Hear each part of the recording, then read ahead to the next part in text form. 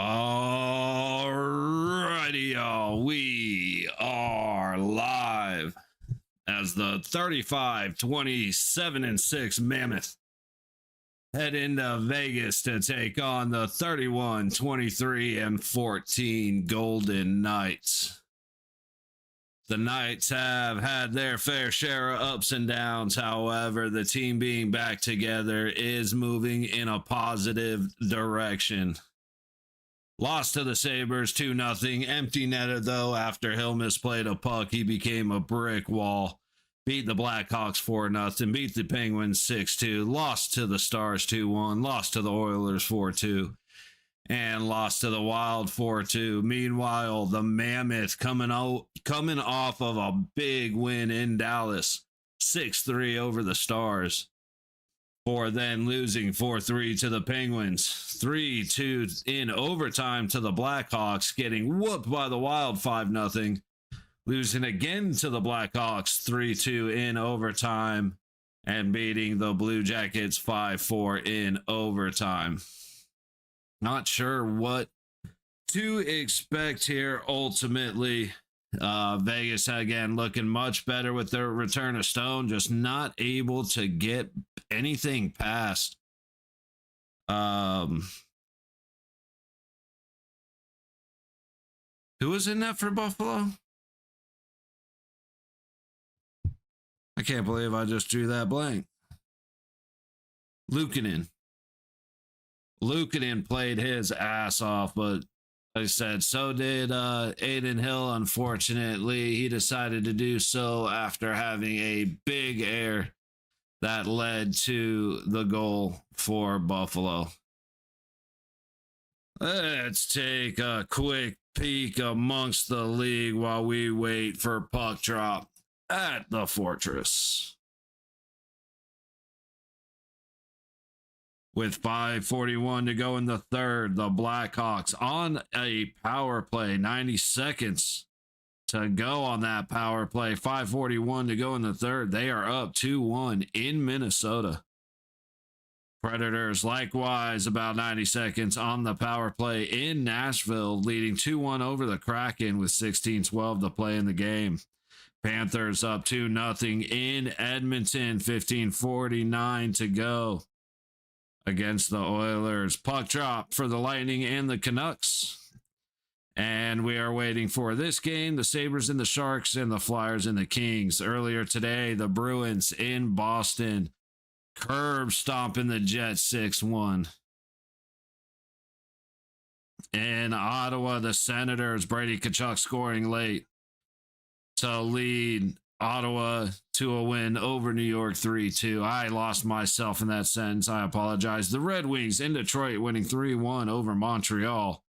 And the Blue Jackets at home over the Rangers winning 6-3. Okay, so see, I thought we may run into this issue where the games roll over. I said last night, probably expect a delay. And sure enough, we have a delay. Big shot from Bertuzzi. We are in Chicago we are in Minnesota as the Blackhawks lead 2-1. 35 seconds remaining on the power play. All the way across the ice, Bedard with a quick shot, misses the net wide. Burkowski in the high corner of the Minnesota zone up to Nazar. Lifts it off. Hey, we'll go with that. Bedard across the blue line goes back to the high boards. Back to Bedard. Through the middle of the ice. A quick shot gets fought off and sent out of play. 17 seconds on the Chicago man advantage. 4:25 left to go in this one. Oh. Maybe it's looking like they're already going to puck drop. So far. Let's see. Both of my feeds here don't have it. That's cool.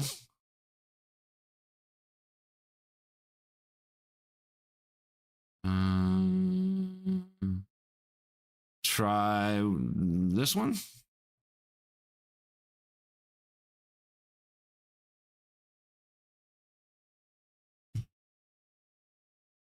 All right, I think I may have found a feed that's not going to stay. Yeah, okay, cool.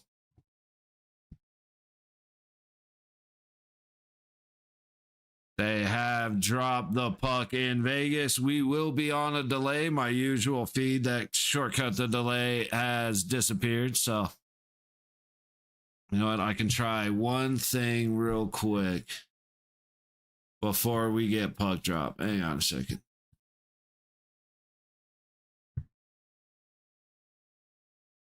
Yes. I don't have to. There we go. All right. We are, in fact, live. Okay.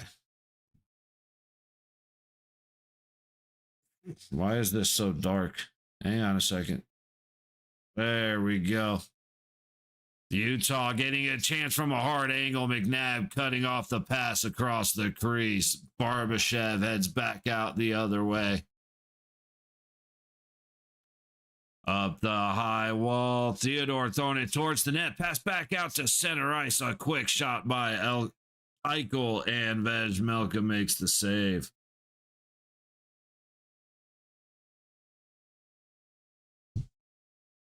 Sweet. We actually have the actual feed this time. How about that? Let me see if I can. There we go. Ah, I just got the worst cramp. All right, a minute gone.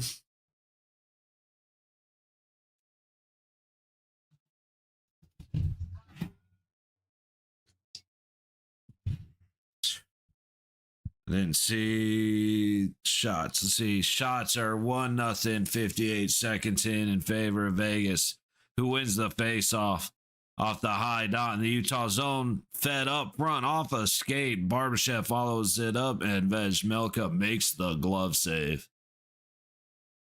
We will go back to the dot.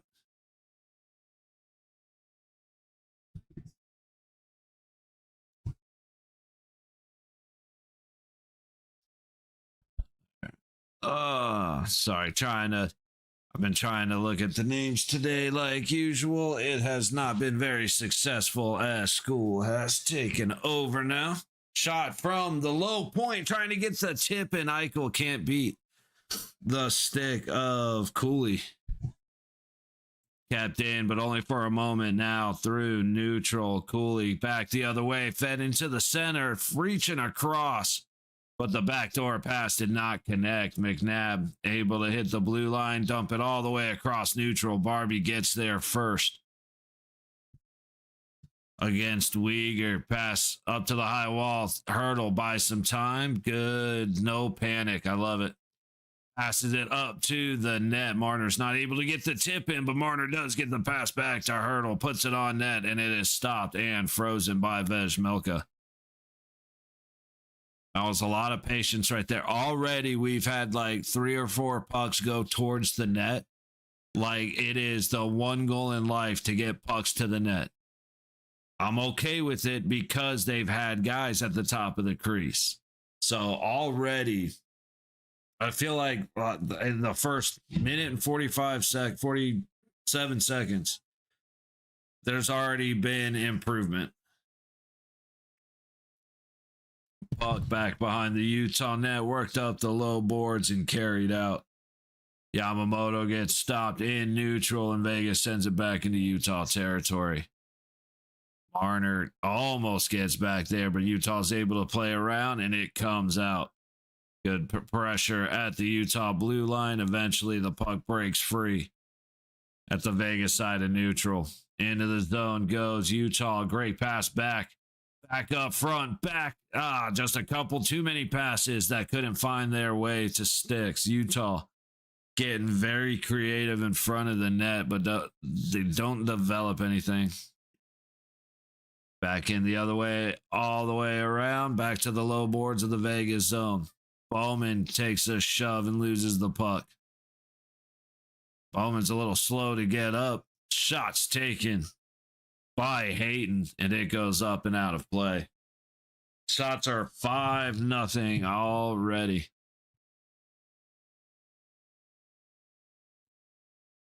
Yeah, we have the same points in the same games remaining as the Mammoth. And they're top of the wild card versus us being in. Edmonton got 77. However, if we are able to win this one, we go back up to at least tied for first place with Anaheim at 78. Face off to the left of Hill. Utah takes it. Pass to the high point across the blue line. Working to the top of the low circle. Pass across the middle. Shot and score. Utah catches Vegas on the back door and they break the ice early.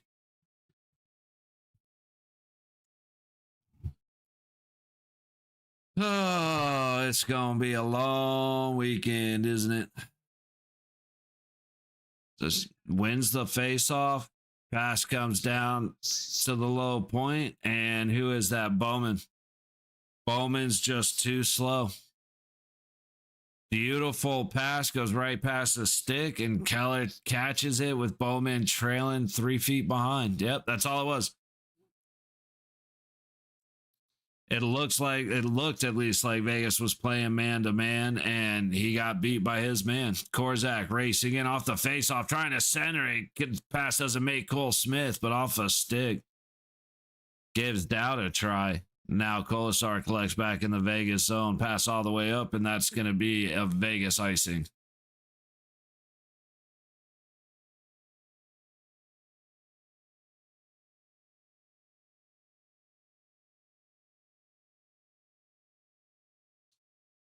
Oh man, yeah, it's cool being a great come from behind team, but it kind of sucks being a great come from behind team. You know what I mean? Face off coming to the left of Hill. Dowd on the dot. Is that against Schmaltz? Nice. Have we seen Schmitty? I'm sure we have, but I haven't noticed him yet.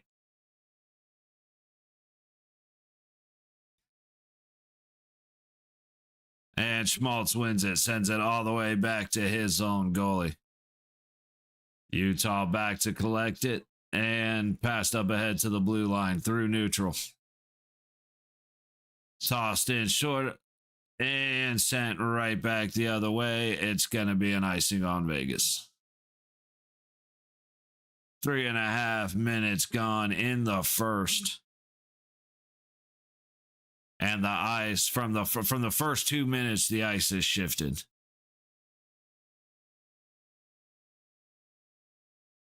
Howden missed the pass across, but that's Bowden. I keep wanting to call him Bowden all day, dude. He was just late covering his man. Unfortunate, man. Very unfortunate. Utah wins it. Shot on Hill gets stopped.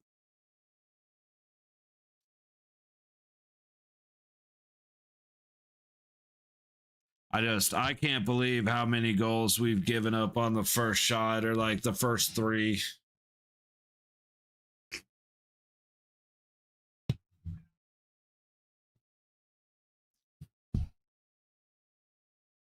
Let's try and get some names. Is that Cooley? Yeah, Cooley on the dot against Eichel to the right of Hill. Utah wins the faceoff again to the high point. Down low.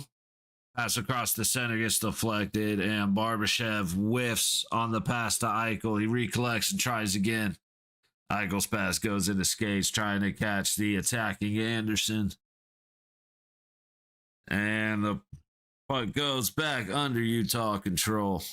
Mammoth into the Vegas zone, left back towards the top of the low circle, collected by Vegas, and Barbashev is through neutral.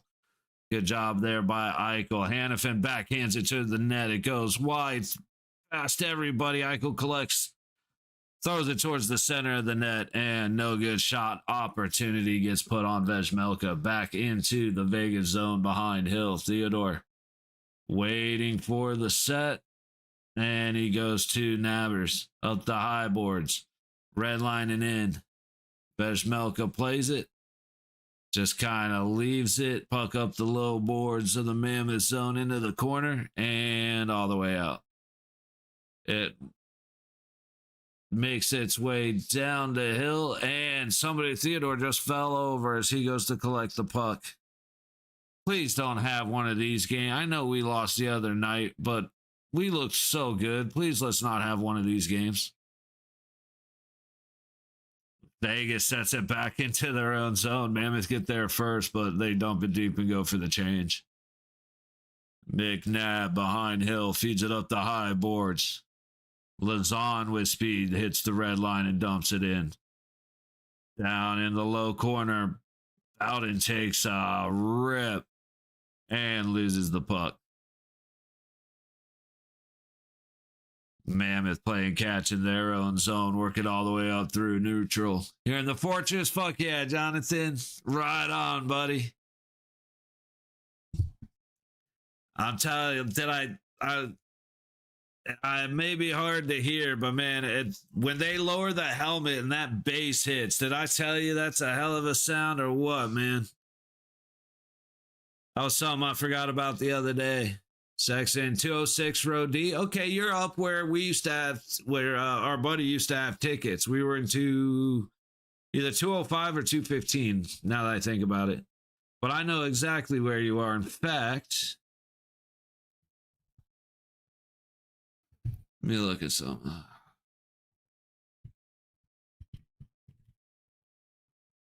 Take a look real quick, because I'm pretty sure I know exactly where you are. Yep, 206. We were 215. Okay, so you're actually right near a good friend of mine. So, a home net to your left. So you're just about right in the middle, home net to your left. Oh, Mammoth net to your right, right?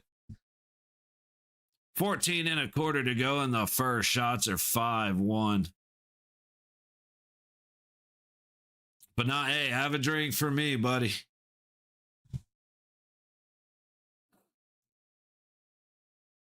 We need the crowd to get hyped. We need people. We need the boys to get into it. They came out ready to go. Yes, waiting in line for some food and drink. Right on, brother. Right on. And Vegas gets forced out of the zone. Puck goes back into Utah territory. And now the Mammoth pass ahead to the red line, across the ice and in, and a swing and a miss by McNabb, and a desperate save by Hill.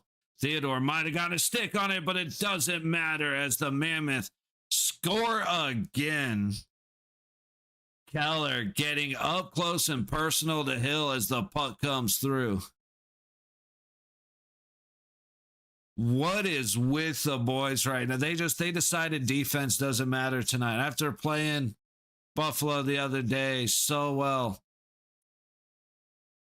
McNabb just missed the puck. Guy makes a good play. Theodore might have gotten away with the hook, to be honest. But guy crashes across the net, loses the puck into the corner. Puck comes back out top. Shot misses, goes wide off the backboards, right to the guy, right to Keller standing next to the net, and he roofs Aiden Hill. And Clayton Keller now is on Hattie watch less than or just over 6 minutes into the game. I don't know why we decided that we're going to have this kind of game tonight, but as soon as I saw Theodore fall down and lose the puck, Colasar takes it around the high corner to the high point. Anderson throws it back around the other way. Cole Smith and Nick Dowdme trying to get the puck moving. Goes back below the net. No gold jerseys back there. Ooh, and then Utah misplays the puck, but Vegas not able to recover before it hits the blue line. Hanifin and Anderson play catch. Hanifin all the way up ahead. No icing. Into the low corner of the Mammoth zone. Good pressure by Sissons. Bowman trying to work it up the wall. Howden in there to help. But comes out to the center and no gold jerseys. Korzak able to whack it back into the Mammoth zone as it enters neutral, but Utah goes right back the other way.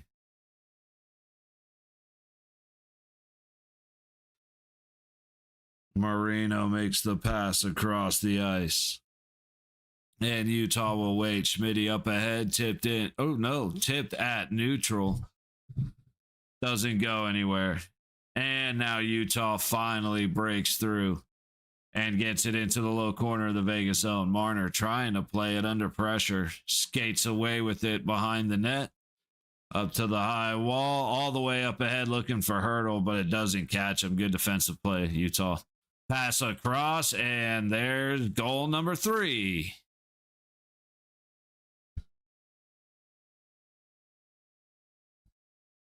All right, can we take Aiden Hill out now, please? The guy hasn't had a break. Oh, I never changed the score. The guy hasn't had a break, and clearly he needs to be taken out. They better be. It's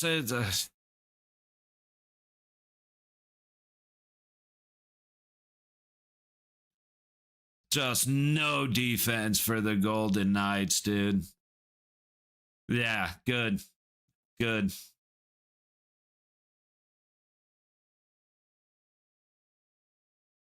I mean, don't get me wrong. The skaters in front of them are not helping them out, but bro, what are we doing? Hang on 1 second.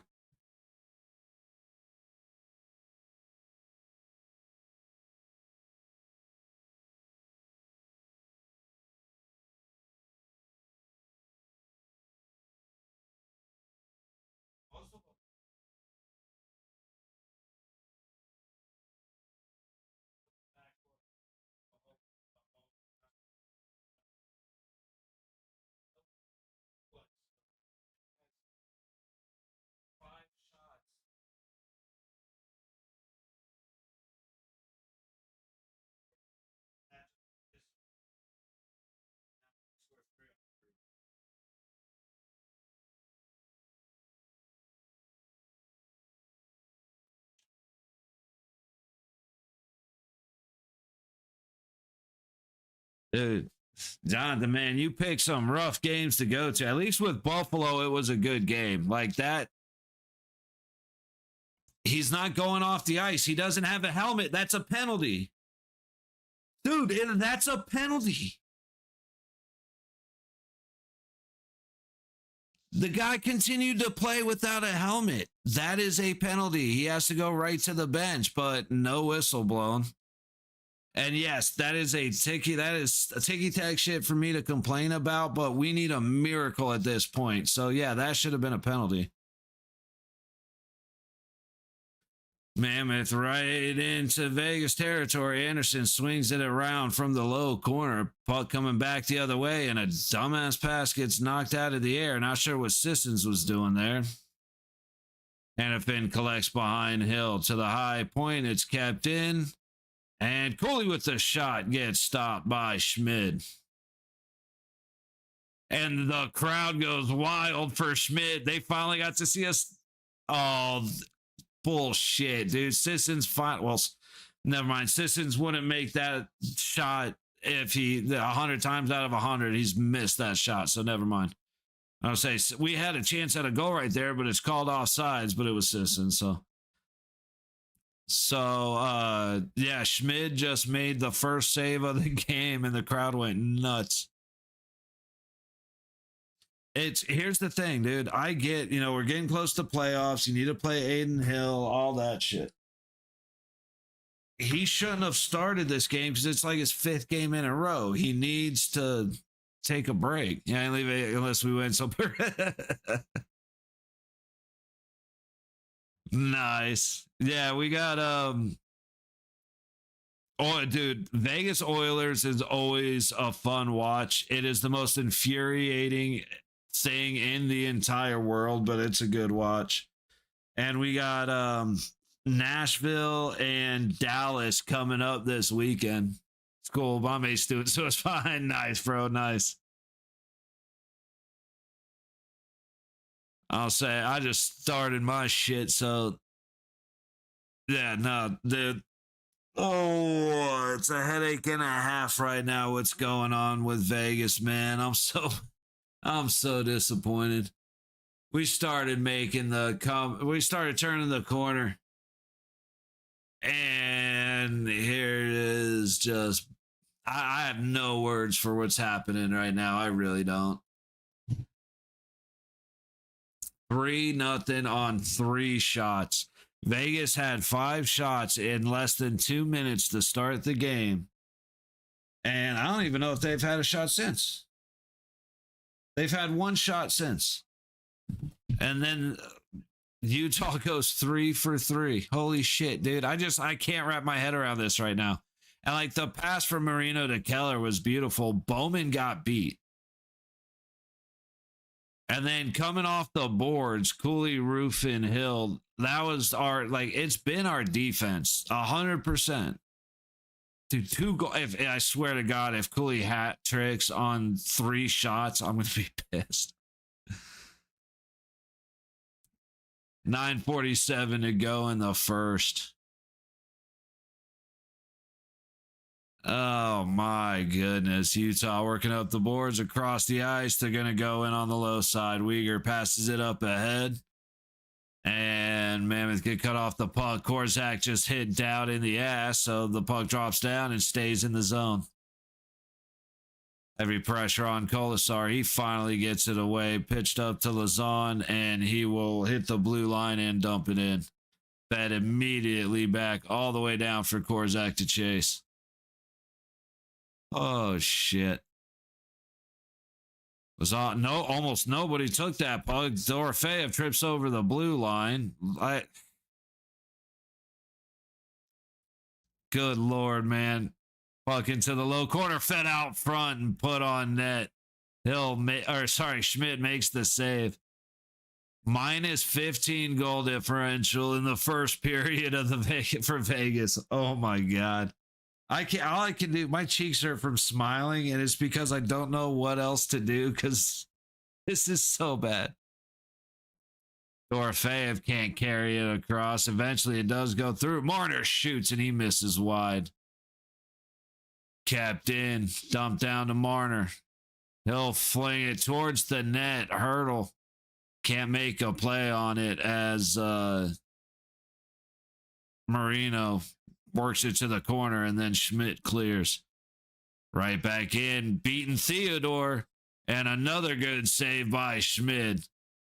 Way we're in this game as if 1, no more goals allowed. 2, we score in this period. Attaboy, Jonathan. See, I'll even give a little more slack on number 2. Number 1 is the most important. We've come back from 3 goals down plenty of times. So, and after the first, if we don't score in this period, I'll give a little bit of grace. We've scored 3 in the third a few times. I am not going to argue beyond that, though, because you're right. We absolutely cannot let them score again. And we need to get on the board.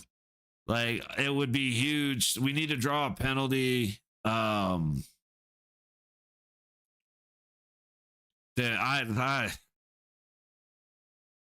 defense just looks so bad. Utah is shaming us right now. And I don't understand why. McNabb whiffed on the clear.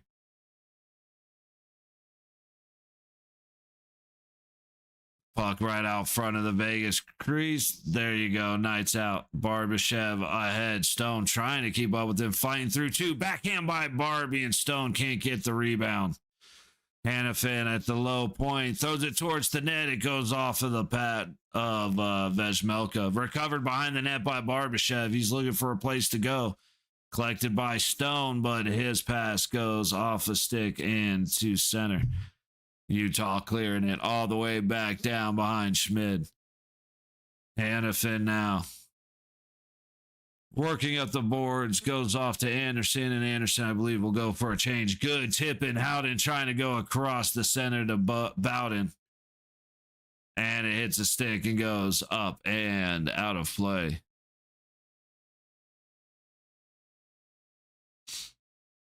We need, if we don't score in this period, we need to slant the ice so we spend a lot more time in their zone, because like I said, the first 2 minutes were all Vegas. And then that just completely shut down, and we've had 2 shots since. So in that 11 minutes and 15 seconds, we've had 2 shots after having 5 in the first 2. Yeah. Like I said, I got nothing. Our defense is shit. Arf just got in, and now it's +3.5. No way they get smoked even worse. Oh, buddy. Oh, you sweet summer child. There is 100% a way they get smoked worse, my dude. Oh, there is absolutely a way they get smoked. I like your confidence. I appreciate your confidence. But you don't know my boys like I know my boys. We shall see, dude. We're going to have the Golden Knights score, which is, I mean, it happens. You know, it's not like trying to catch a unicorn or anything, but it's fucking close. Dude, Panthers 3-0 over the Oilers at second intermission. That is the best. We know you probably watch. Steph more of a basketball guy. I definitely watch a lot of hockey, and the Golden Knights are my boys. Like, that's my team, so I know them better than any other team. And I'm definitely having fun, brother. Like, Vegas can absolutely come back and win this. We've won. Like, we have the record in this season for most three-goal comebacks. Most games won in comebacks. Most goals given up in the first 2 periods. Like, we have all the records that are kind of shitty to have, but they're good records. So Vegas can absolutely recover. A couple weeks ago, not this last time we played Buffalo, but the time before, we went down 3-0 in the first, ended up losing 3-2. So absolutely corrupted. Like, hey, I'm having fun. I'm joking around. I'm shitting on the boys. I could probably phrase that differently, but you know, it is what it is, man. So I'm like I said, just having some fun. They're never out. Their defense is going to have to get their shit together, though. Because those goals weren't Hill's fault. That was Bowman getting beat. McNabb whiffing on the clearing attempt. Schmid makes another save on a shot from the high point. But McNabb whiffed on the clear that gave a free approach that developed the entire play where Cooley got a second goal. And then the last one was the same thing, just bad defense, bad turnovers, just shitty from start to finish. Hill's over there smiling, but his eyes are red like he just fucking broke his shit. And he was rubbing his eyes out of frustration. And I was talking shit about it. This is bad for Hill. He shouldn't be starting 5-6 games in a row. He needs a break. And I think that's all it is. But on top of that, Mammoth offense destroy. Like, our defense didn't show up. As long as I get to the playoffs, then play hard, right? The problem with that is if we don't figure it out quick, that's going to be a bigger struggle than people like to admit. Cole Smith breaking in on the low side.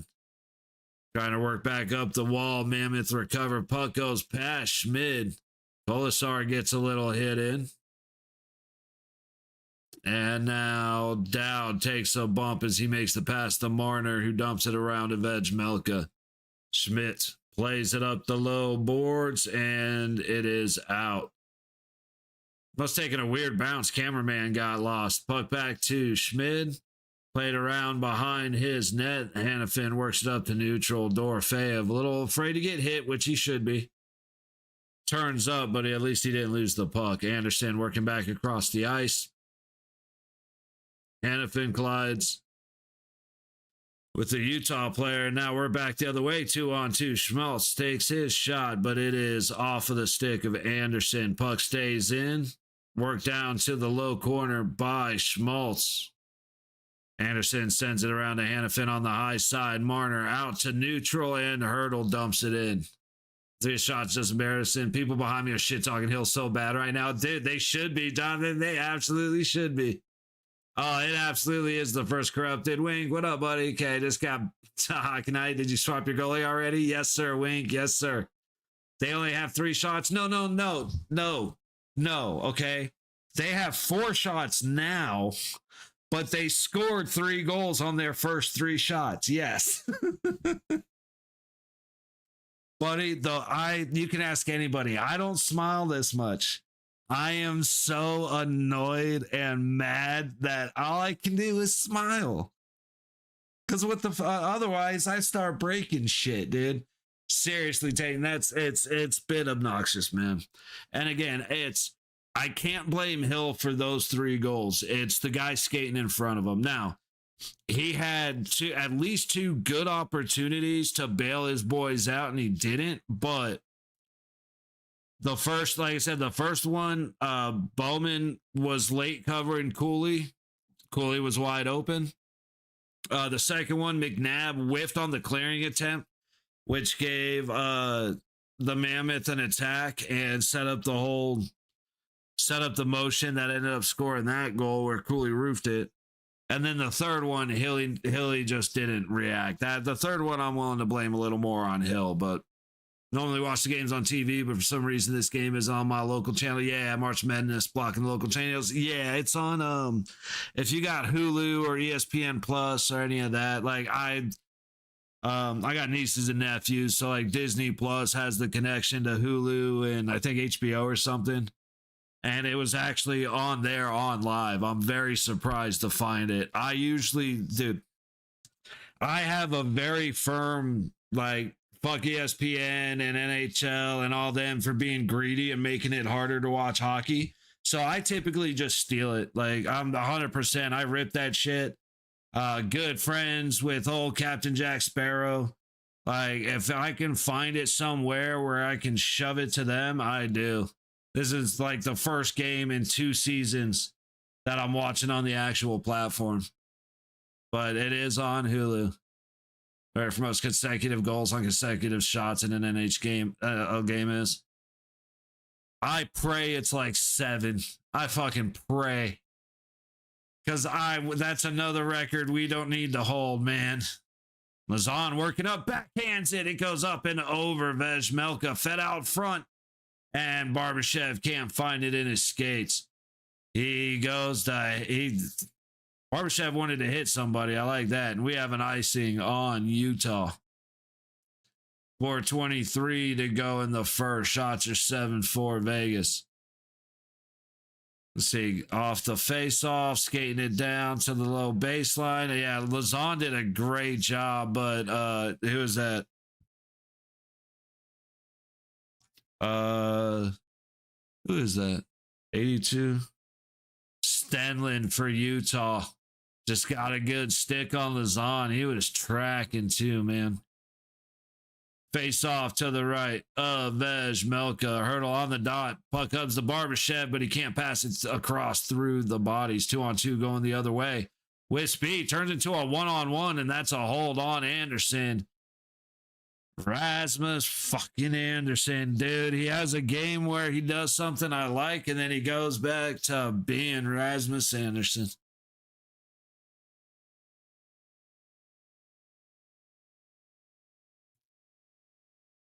Oh, why?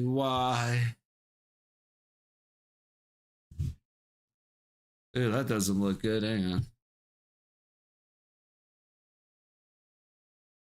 There we go. Anderson didn't really have a choice, and I swear to God, if he gave up a fucking Hattie to Cooley right there, I'd be upset. That's for sure. Like, bro, I have a feeling this game's gonna end up being 7-1, and if we're here we are. Yay.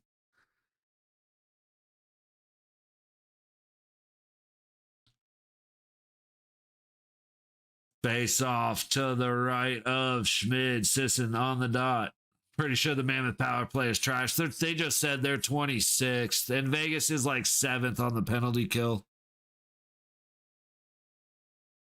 It's but the way Vegas is, we're 6th, they're 26th. I just don't, with the way Vegas is playing, I don't like it. Sergachev being harassed by Sisson, I like that. Killing off 30 seconds in the Mammoth zone. Keller coming up the ice, and he leaves it back. Schmaltz cuts through the middle, right past the blue line, tosses it to the high point, off the boards. Keller sends it down to the low wall. Schmaltz collects. Top of the low circle. Keller makes the pass to the center. Back to Keller. He shoots. He gets a tip in front, and it goes wide. Down to Keller at the low point. He passes to the middle. Schmaltz to the point. Sergachev walks down the middle. Shot hits a body and goes up out of play. 61 seconds left on the man advantage. 3:14 left in the period.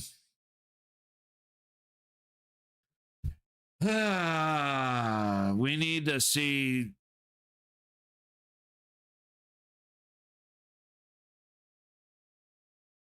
I don't know what we need to see out of Vegas, man. Just better everything. Better transitions. If we're going to play man, maybe you match up guys that they can actually hang with. I don't know. I feel like we're going to get a line change that doesn't need to happen, but we'll see.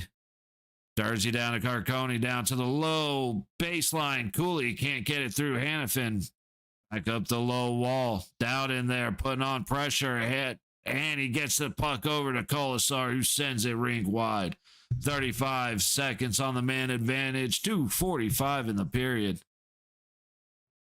Oh, great break for Vegas. Howden gets it over to Marner. Good pressure for Marner. Loose puck. Howden can't get the stick on it for the attempt in front of the crease.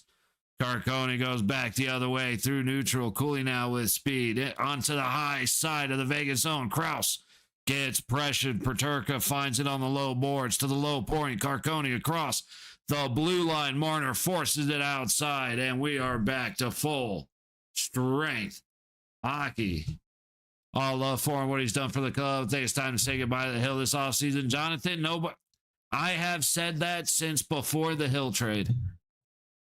Barbashev walks it up, but his pass hits the skates, or hits Utah skates, and it's back the other way into the low corner of the Vegas zone. And Barbashev is able to find the puck and get it right out. Dumping it in, and a reverse hit just put down Uyghur. Love it. But yeah, Jonathan, like I said, I have preached that since before they traded Logan Thompson away. I can't agree with you more. And I mean, I say it in the very strong way. Spent most of the time in the Utah zone. Big save, Schmidt up close. And Stoney's able to send it back with 1.25 minutes to go in the period. But yeah, I say it almost the exact same way, Jonathan. Like, Hill, thank you. Appreciate you. Bye. McNabb sends it all the way down off the low boards, and with 61 seconds on the clock, the shots are 7-6 Vegas again.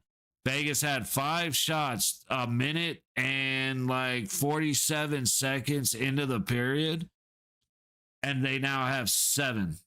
So that means in roughly 17 minutes, they have got the puck on net twice. And on top of that,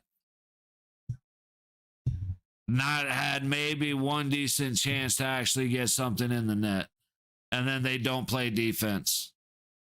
Barbashev, good D there. Big shot coming from the top of the low circle. Misses wide, and Marner now leaves the zone. 45 seconds on the clock as Utah heads the other way, but it's turned over to the Golden Knights. Up the high boards, through neutral, and it's into the bench. Face off coming to the dot. I think it's to the center dot. Let's see what happens. See, Schmid just got beat, but it hit the post, so he just got lucky. That may be the first little bit of puck luck break that we need. That Bertuzzi just fucking ripping one off the pipe. Face off on the center dot. Sissons actually ends up getting away. It looked like he was caught off guard by it, but into Mammoth zone, puck back the other way, and it's an icing. Okay, 32 seconds. We have a face-off coming in front of Melka, which could be huge for the Golden Knights. Now, while we go to intermission, we're going to flip over to the Panthers and the Oilers because Panthers are tapping that ass, and I love to see it.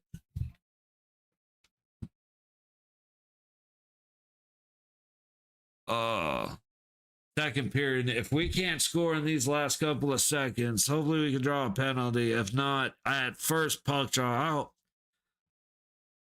I don't know what it's gonna take. I hope Aiden Hill walks in there and just says, "Fuck every single one of you assholes."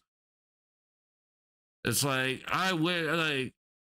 because again, it's the third one. I'll put a little fault on Hilly, but that's it. The other ones were just nobody helping him out.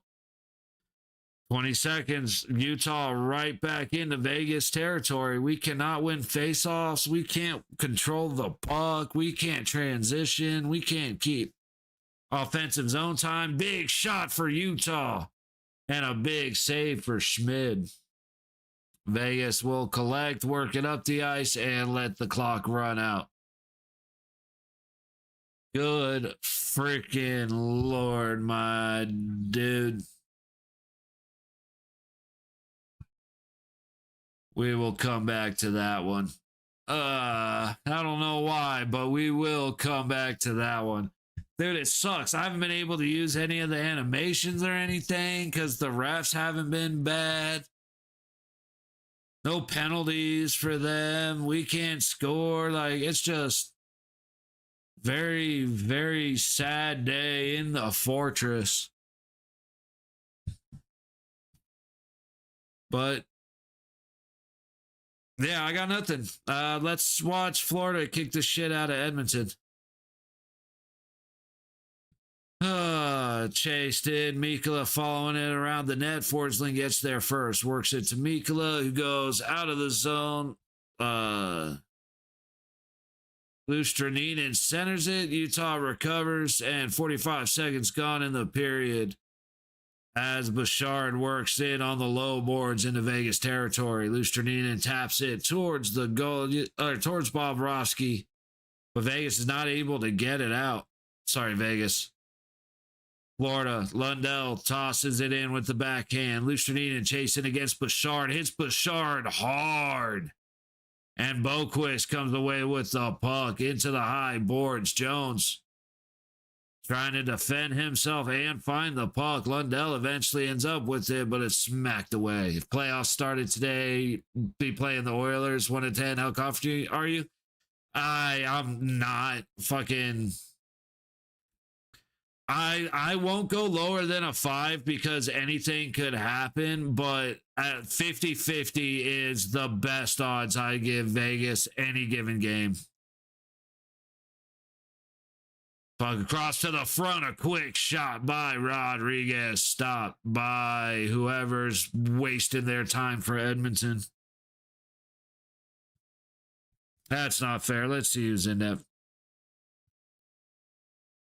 But yeah, Wing, I'm not confident. I was starting to. I went from very, very not confident. Then I watched the Dallas game, and it started to go up. And then all the games until last night, or until this game, the last like 3 games have been great. You know, we lost to Dallas. We whooped up on Chicago. Let me remind myself real quick.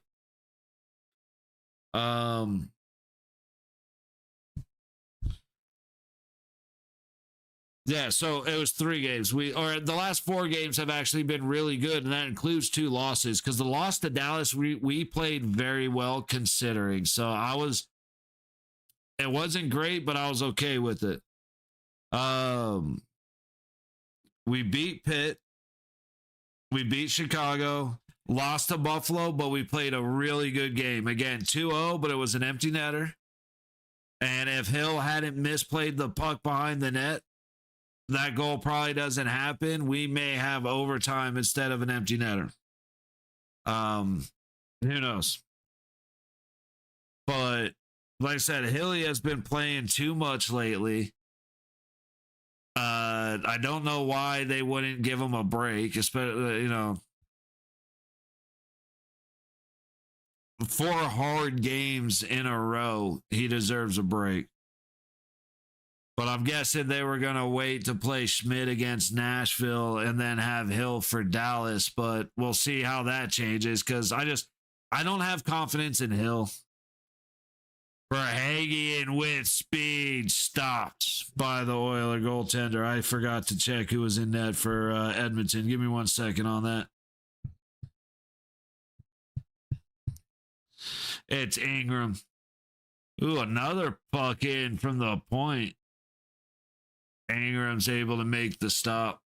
But yeah, like, I don't have, you know, I have more confidence in Schmid, but it's not crazy. I have no confidence in Hill.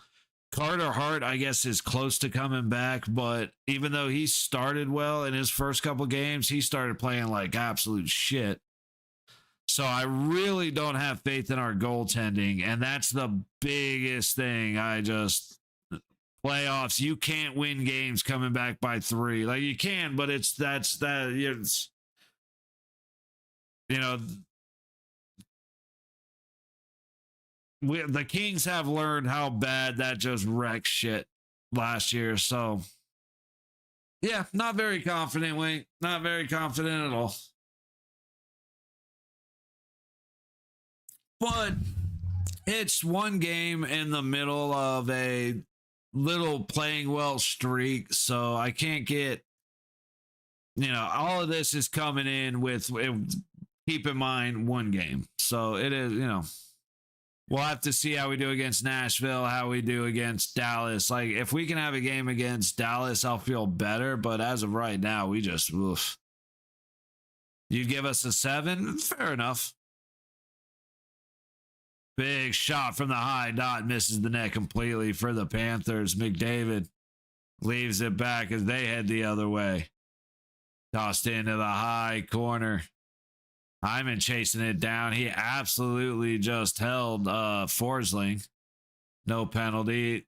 McDavid goes out to the center to Hyman, who can't control the puck. It's that play with Hyman got busted.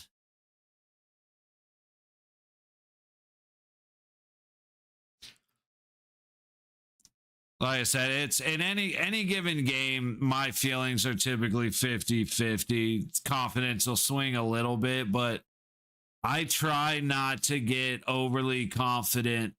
Like, even playing Chicago, we beat them 4-0. We should beat them. We should absolutely beat them the way that we did. But going into that game, the confidence was at like 54%. You know what I mean? Like, I really try not to get into it until we see how the guys decide to show up. And this game's a perfect example. Yeah, that's the score.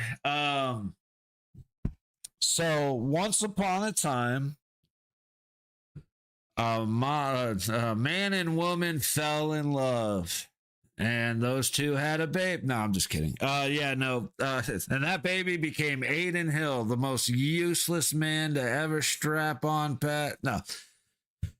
No, Hilly isn't even the one to blame, really. I said it a couple times earlier. The first goal was Bowman trailing Cooley, and he got beat. So Cooley was wide open across the middle, and Howden missed getting a stick on the pass. Bowman was late. Cooley put a good tap on net. Hill might have been able to get over in time, but I can't really put that on Hilly.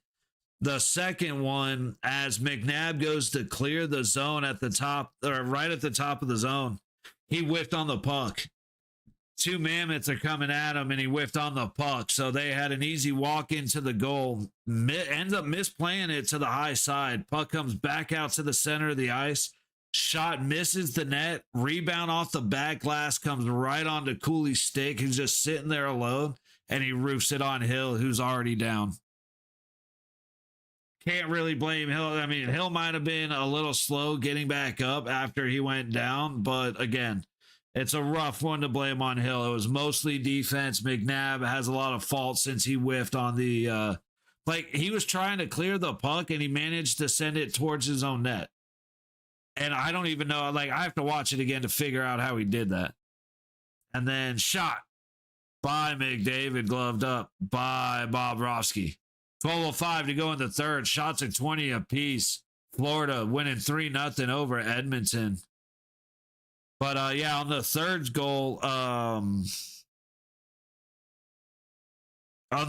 goal, Hilly probably should have had it. He got over very, very slow, and he probably should have had it.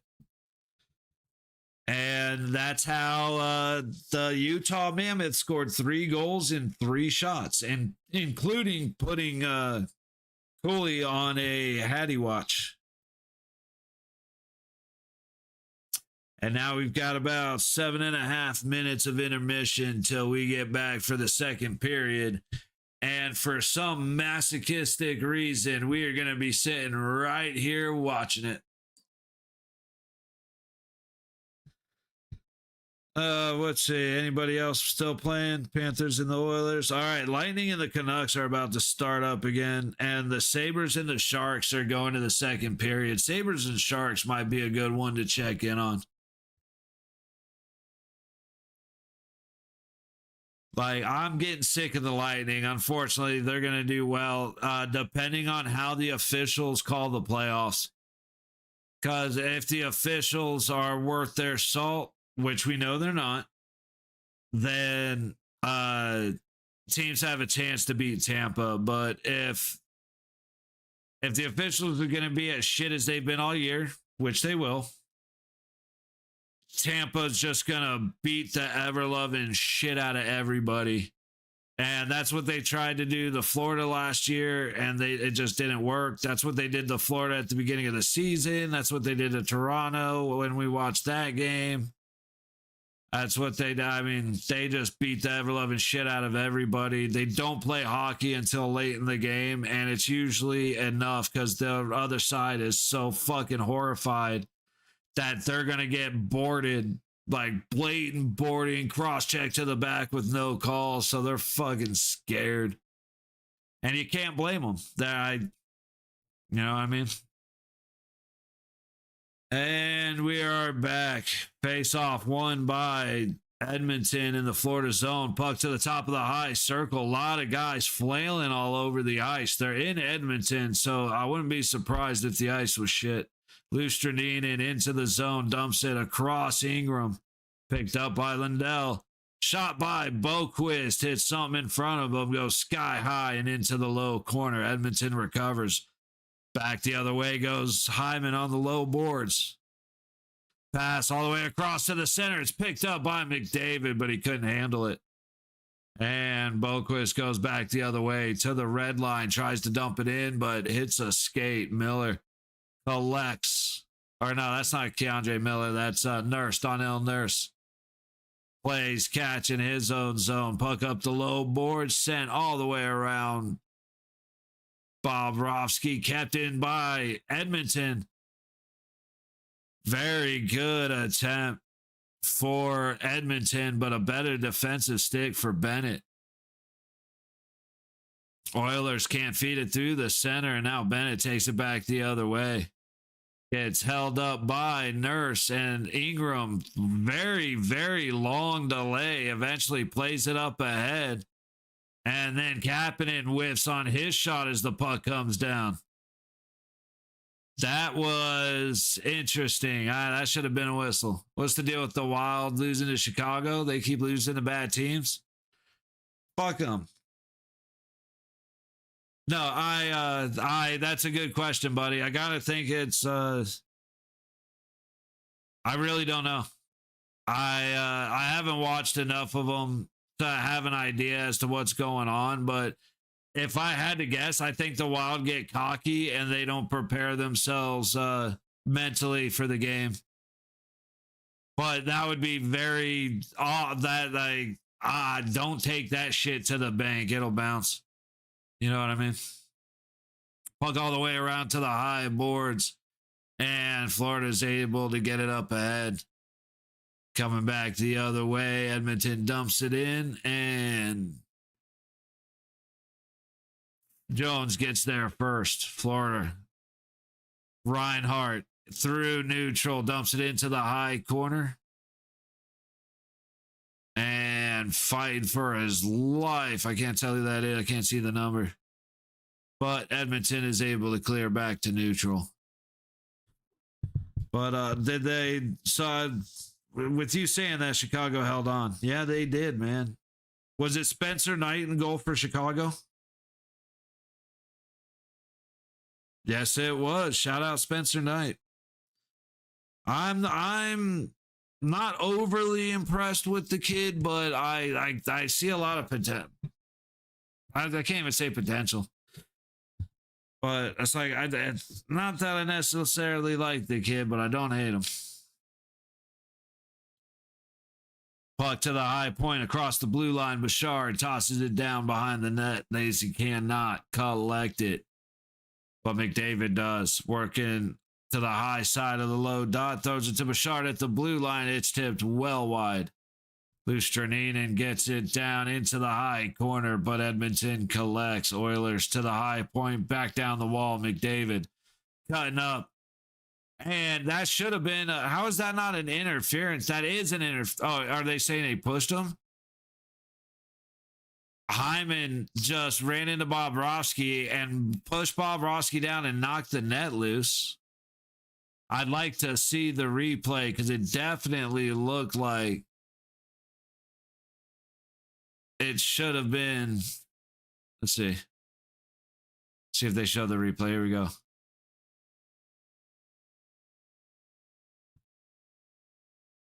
That is not a bump by Mikkola. Hyman went and hit Mikkola and then went into Bobrovsky. Like that, I hate that. I get why that's not a penalty, but I hate that shit because that was Hyman basically flopping against Mikkola to take out Bob.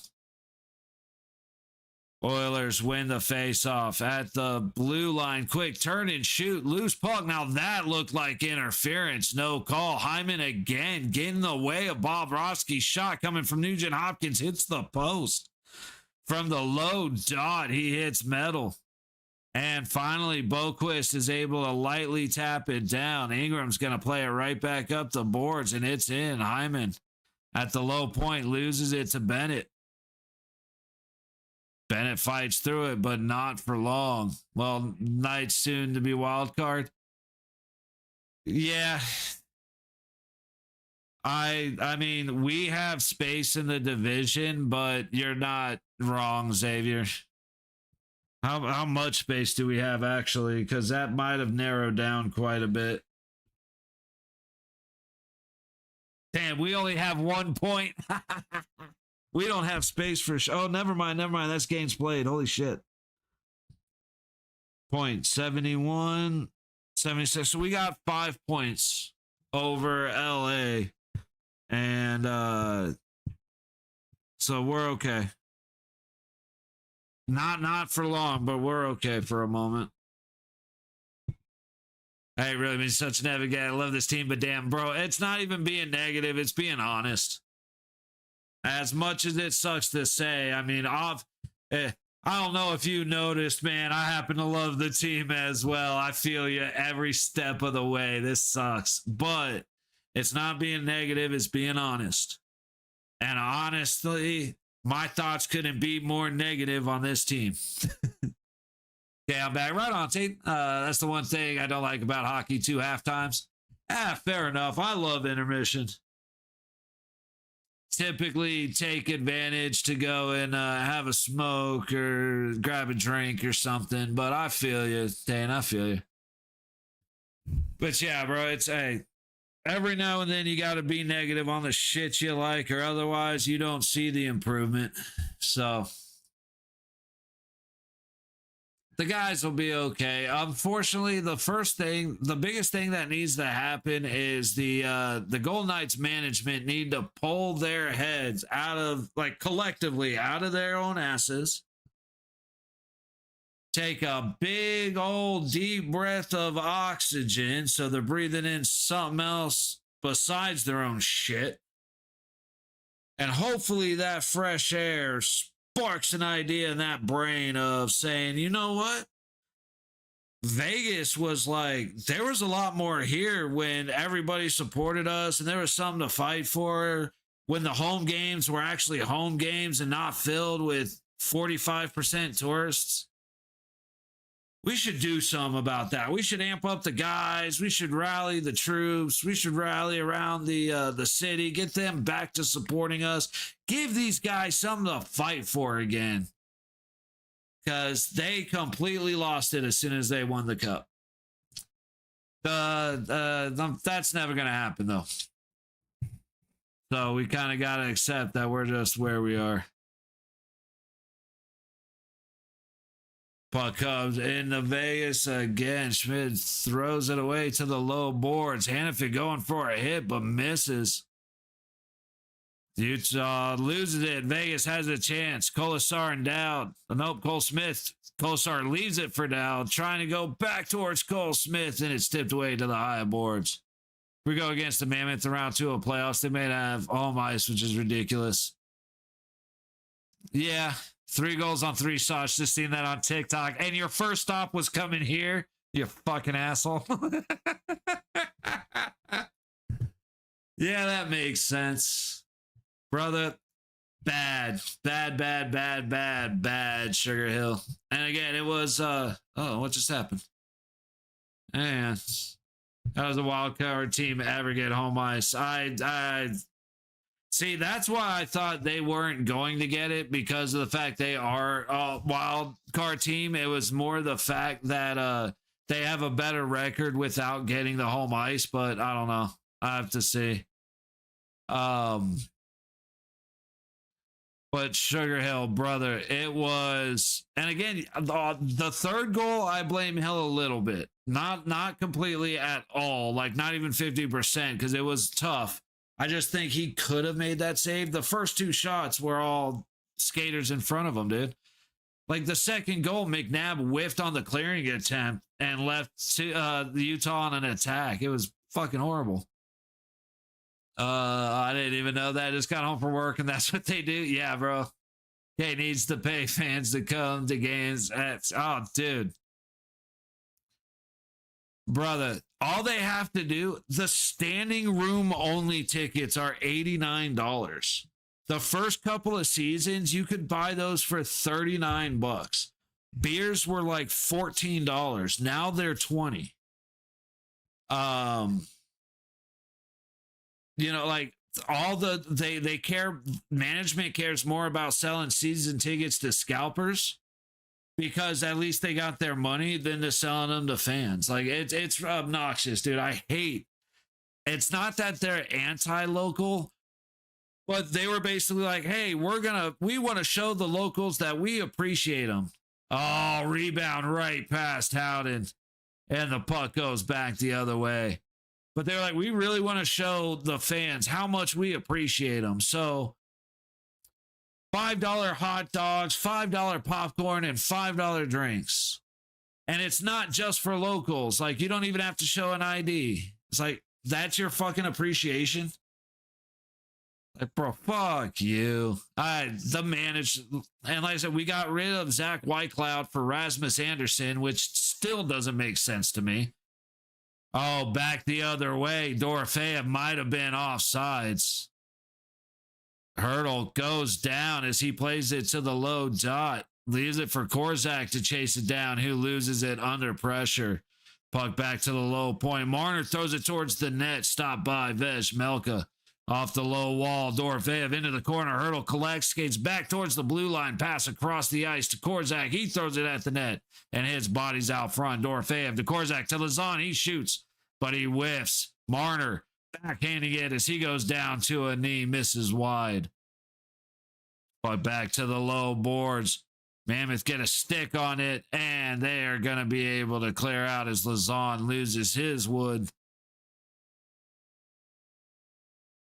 No call, Lazon. And I don't think the stick got held. It got sandwiched between two people. I'll say, do not call that, which they don't. Colasar now up through the center, passing it into the high corner. Cole Smith gets there first under pressure from Marino. Dowd gets in to help out to the high point. Quick towards the net. Vejmelka on a delayed kick save, but sends it to the low wall.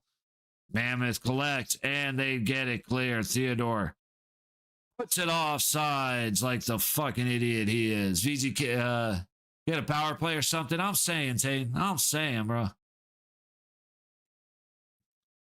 There have been a couple of missed penalties. I'm not going to go quite refuse suck on the missed penalties yet, but there definitely has been some bullshit. It's not as bad as the game the other night was, or last night. Colorado. See, okay, never mind. Kerfoot did have Lazon's arm wrapped up. That's bullshit. Hit it.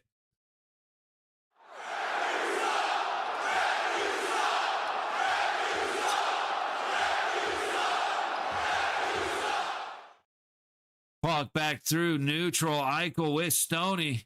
Eichel works it up, trying to get it on net, and he had this. He tried to force it like Eichel's been doing with everything lately. Vejmelka made the save, but Eichel had Mark Stone a little. Just play catch, dude. Give and go. Bouncing puck on Schmidt. He collects it as dude goes running into him. Of course, Vegas won't do anything about that.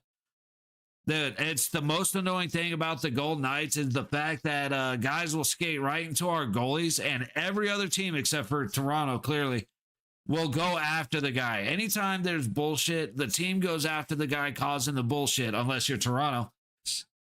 And the Golden Knights, however, somebody will go up and smash into their goalie, and the Golden Knights' response is, stop it. Stop it.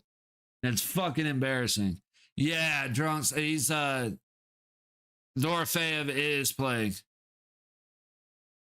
He unless I missed something, he's on second line with Hurdle and Marner. 15:02 to go in the second. Shots are fucking pointless because Vegas cannot find the back of the net. Shots are 12-9 Mammoth. Again, in, as I said, 23 minutes, they have fewer shots than they had in the first 2 minutes of this game. Face off to the right of Hill, won by Sissons. Hannafin behind his own net, works it up the high boards, tipped way back behind the red line, so that is going to be an icing. Last leg of the parlay, need 3 shots on goal. Fuck me, dude. That's a rough last leg tonight. Any other day of the week, I'd be coming at you with confidence. Tonight is not that night. Let me take a check real quick. Let's see where he's at.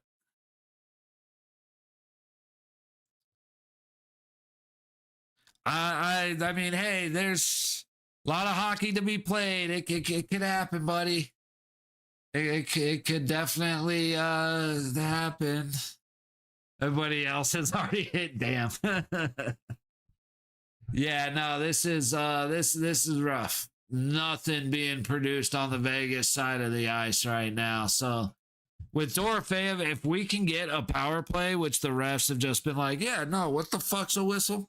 So if we get a power play, even one power play could equal 2 or 3 Dorofeyev shots. So you're not out of it any more than Vegas is out of the game at the moment. Give it about 10 seconds. You never know. Up on the ice by side. I'm saying you probably do better. I think Marco Carcone gonna get another hit. Yeah, because considering what they're counting as hits right now or this season, if he gets close enough to blow the guy a kiss, it counts as a hit. So yeah. Well, I'm willing to bet Carcone will. Now, I don't, full disclosure, there's a handful of guys I really know on Utah. Carcone's not one of them. But let's see, hits. Let's see, what's he at? He's at 1. Yeah, if he already has 1, then I'm sure he will. Hopefully Vegas gets pissed off. We got an offsides on the Mammoth. Hopefully Vegas gets pissed off and causes something.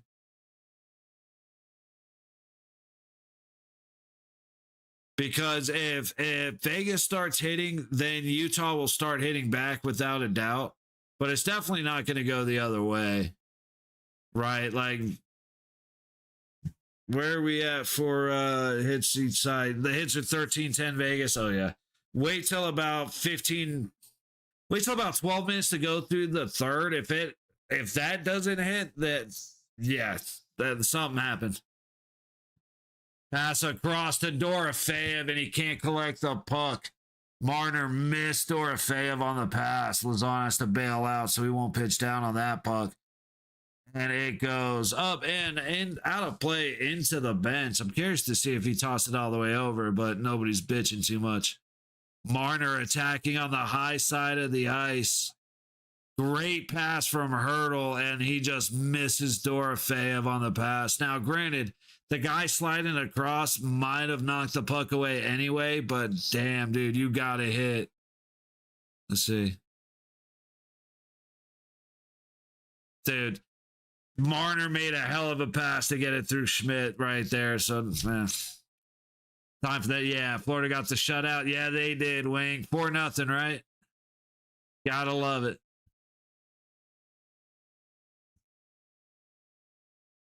Last thing I wanted to hear. I'm saying. Quick shot off the face-off, and Marner goes high. Dorofeev fighting for the puck in the low corner with Hurdle by his side. Heavy pressure, and currently the Mammoth have it frozen. Marino giving Hurdle some shoves. Marino just likes playing with Hurdle's ass, as far as I can tell. Still puck frozen. Hurdle eventually digs it out. It comes back the other way. And every chance that Vegas is looking at just breaks opposite, man.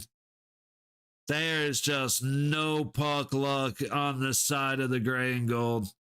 Tipped in from neutral. Schmidt will play it back off the back. Boris Korzak collects, sends it to Lazon behind the net. Up ahead to Eichel, taken in by Barbashev. Eichel will chase it into the high corner.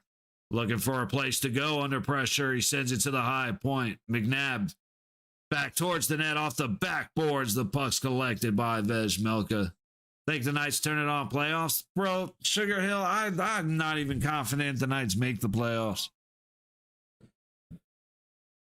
They're gonna be forced. They're gonna keep relying on Aiden Hill. They're gonna keep forcing Aiden Hill down everybody's throat, which he has played a lot better the last couple of games before tonight. Granted, but I just don't think he has what it takes. Carter Hart's gonna come back hopefully in the next couple of games, but he was starting to turn to. He started off hot and then turned to shit. I like Carl Lindbaum better than any of these guys.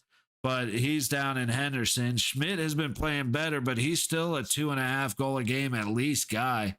Like, it is, bro. Sugar Hill, it's the Knights are the Knights are the Knights. That's about all I can say. So it's like Wink asked earlier. If they go into the playoffs right now, they're against Edmonton. How confident am I? It's dead at 50-50. There is zero confidence. It is literally, I hope we win.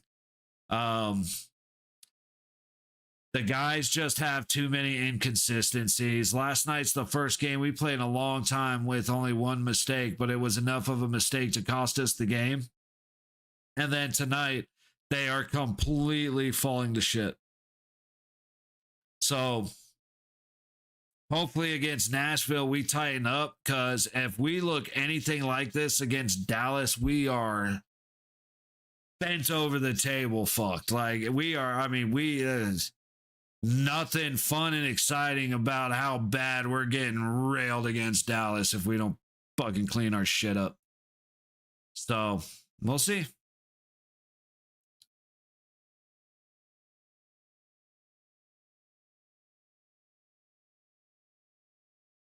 I fucking hate seeing Anaheim on top of our division, dude. I hate it so much. Anaheim, Edmonton, ugh. And the Golden Knights in third. Ugh. Ugh. Fucking hell, dude. Oh, someone tell these men to wake up. Oh. It's either, dude, shove some smelling salts in their nose and wake them up, or give them fentanyl and get them off the ice. I'm honestly willing to accept either one at this point as long as the fucking game ends.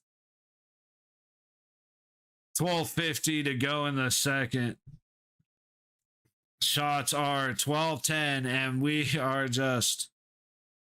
we're well over 80 minutes into a scoreless Golden Knights.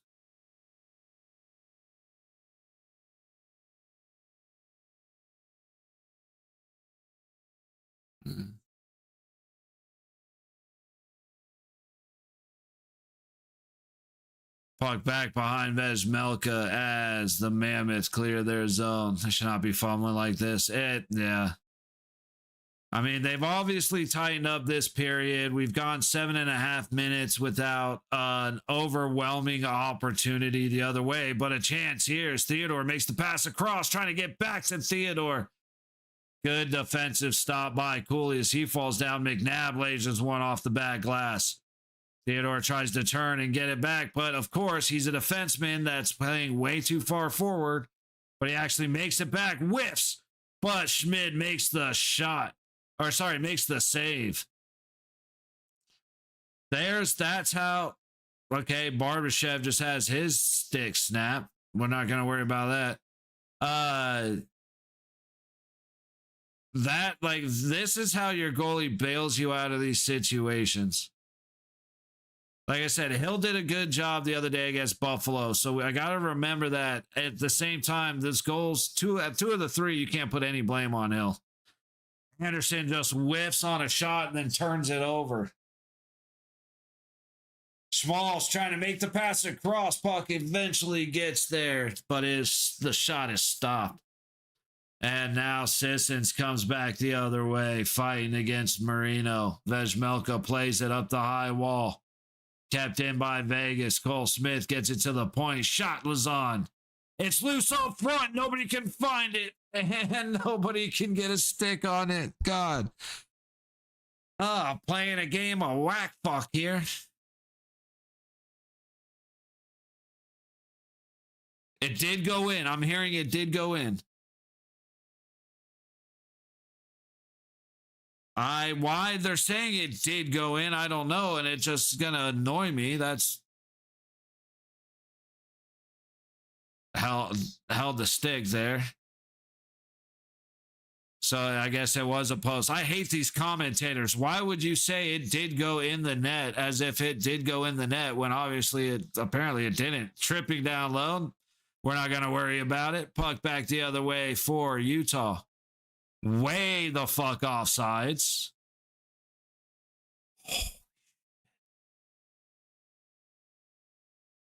Oh, Thursday. Oh, when. Thursday, when. Yeah.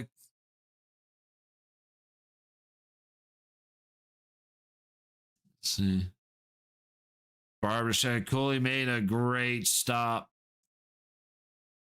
Barbashev, hey, that's another refuse suck. Barbashev tripped Cooley for sure. Yeah, no, it obviously went off the post. I don't know what this commentator was saying. I fucking idiot. But of course, the puck luck, dude. Vegas just does not have the puck luck. So off the post, directly under Vejmelka's leg. Unbelievable, dude. Unbelievable. Ugh. Except for the fact that I believe it 100% because, dude, there's been no puck luck for Vegas in a while. Face off on the dot in front of the Mammoth bench.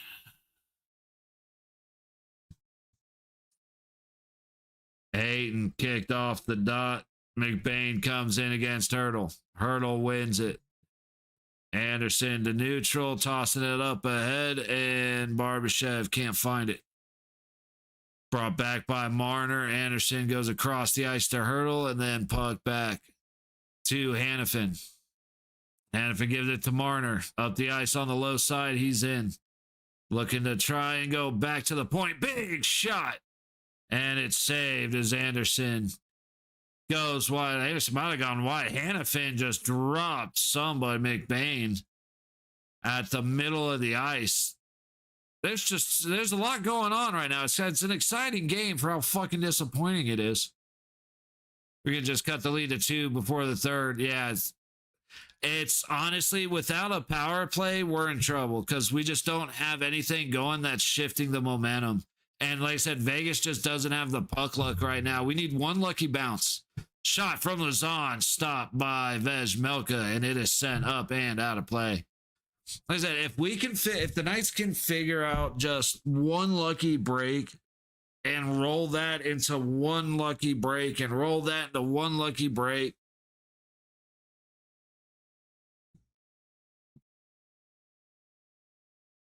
Yeah, dude, because Durdsey will sit there and whack at you and cross-check you, and then when you go to confront him, he skates away and hides behind the official. We know a few guys like that. Okay, so what needs to happen? What needs to happen? Better control through neutral. Our transitions are absolute dog shit. Our defensemen are down too low, so they're having to race back to play defense, which you would think that was one of the priorities of a defenseman.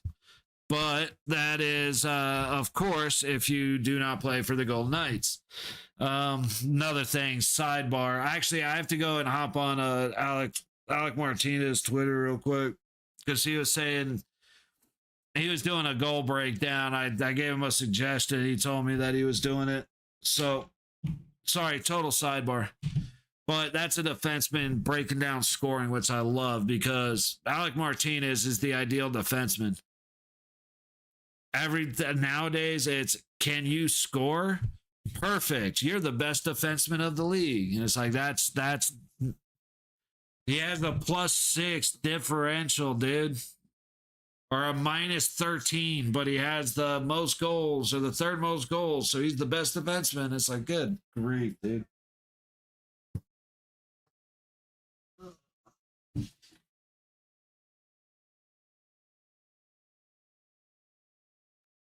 Give me a topic, any topic, and I'll bitch about it for a nickel. Oh, grief. Roll up a stogie for intermission here because we all know what's coming.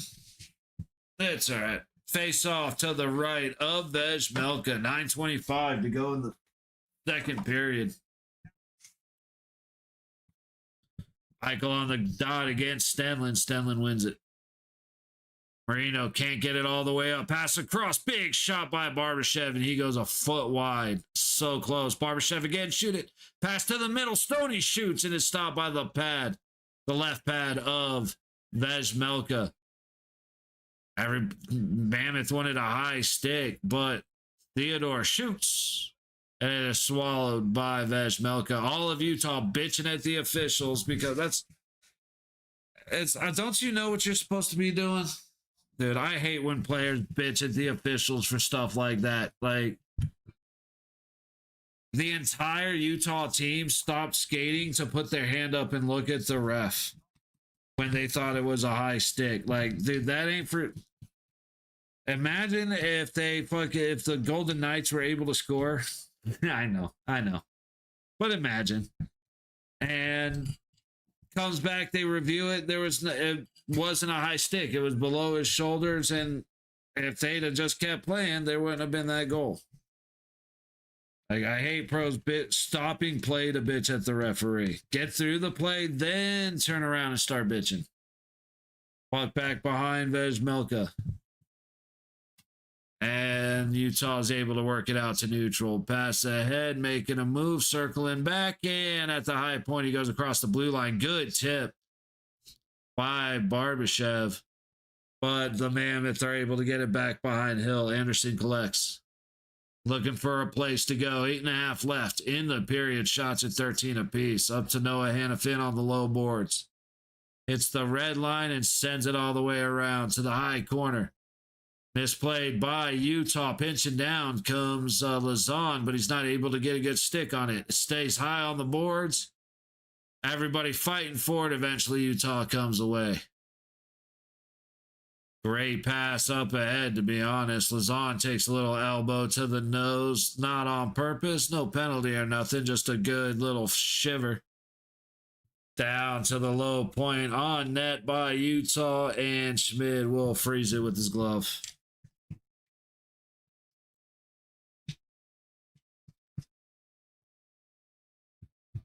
Oh, we are going to get so big, dude. Like, what?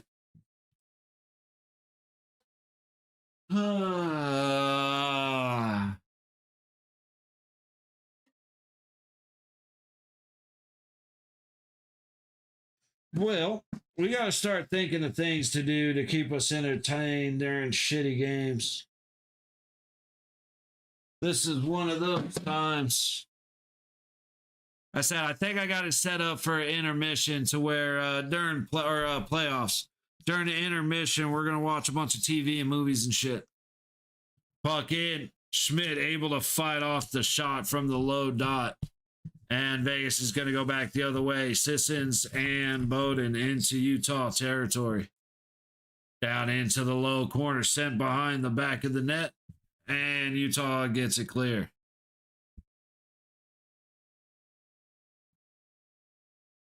Theodore feeds it out front. And to the red line, Howden dumps it in. Stuck behind the net. Schmid versus Howden. Well, that was Schmid versus Dowd. And Schmid won. If I get the fans into it, something, dude. The problem is, I don't think any of the players have the conviction to fight for the Golden Knights. Like, if Utah doesn't do anything, we're not going to spark it off just because none of our guys have that right now.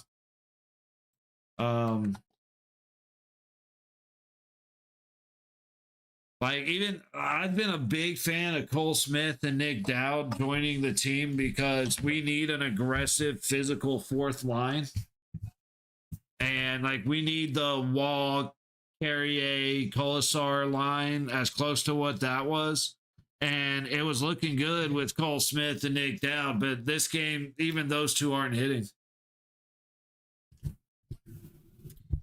Zero explanation for why. I mean, unless they're just tired and beat up from the other night, but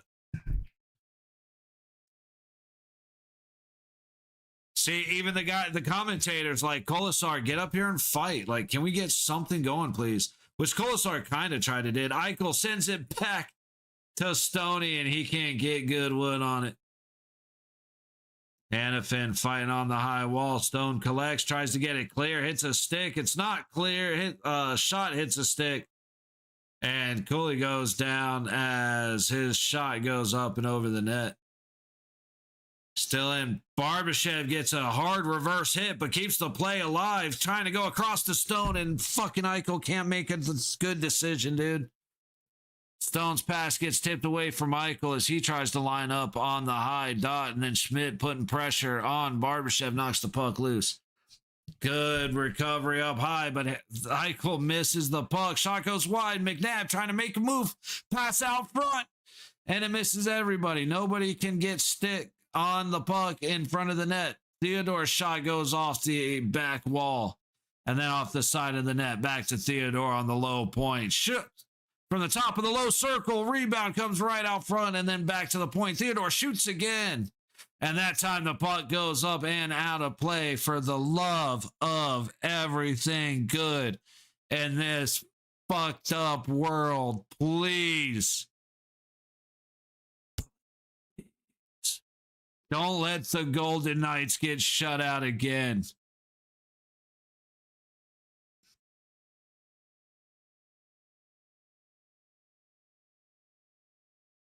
Wow, Rasmus Anderson actually got in front of a puck and made a good stop.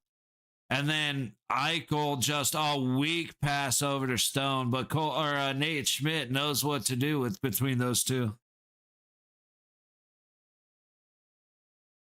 Oh,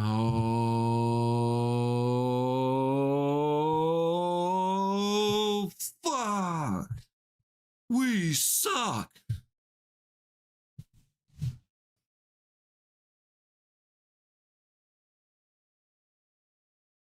Alrighty. Hey, still a lot of time to play in this one. Over 25 minutes to go as the Golden Knights keep their comeback fight alive. I don't have the energy for that shit. A block by Anderson deserves 8x10 extension. I swear to God, I will cut you. That right there is perfect reason as to why Calgary should have kept his fucking ass and left us with Zach Whitecloud. What happened? Whoa. Hey, dude. Golden Knight. See, the only problem is I can't. I gotta be. I want to be careful on YouTube. There is a joke in there, but I gotta be a little bit careful. Fave makes a big play, dude. I'm praying Dorofeyev makes a fucking mark on the score sheet at any given point. Fuck, he has been absolutely silent. He still doesn't have a shot on net, dude. And it's because the passes coming to him are missing him. Yeah, Marner missed him. Stoney handcuffed him. Or not Stoney, Hurdle handcuffed him. Marner handcuffed him. Hey, dude, what's up, Trevor? Watch any March Madness today? Brother, I have nothing but love and respect for you, my man, but I would rather fuck a blender than watch any basketball whatsoever. And that includes the Harlem fucking Globetrotters. Okay, to be fair, Trevor, that was a little aggressive, buddy. No, I haven't. I'm guessing you did, though, eh, buddy? Stop from the high point, stopped by Schmid. And it is cleared all the way back down for an icing on. Oh, no, they are not going to call it an icing. But yeah, no, Trevor, like, I barely watch football. Oh, big hit on the boards. That was huge. Lazon buried dude into the boards, and then dude starts whacking away at him. They like, so much. Trevor, I like it a lot more than basketball. I like them a lot more than basketball. Good hit from Lazon, just dropped, dude. Krause was throwing him, and Lazon just took his time and smacked him. So at least we got a fight finally, but Vegas should be on the power play. But yeah, hey, Trevor, no hate to anybody that likes the game. I have a very much a distaste for it. Like, hockey is about what I stick to. So yeah, dude, Lazon buried Schmaltz into the box. Perfectly clean hit.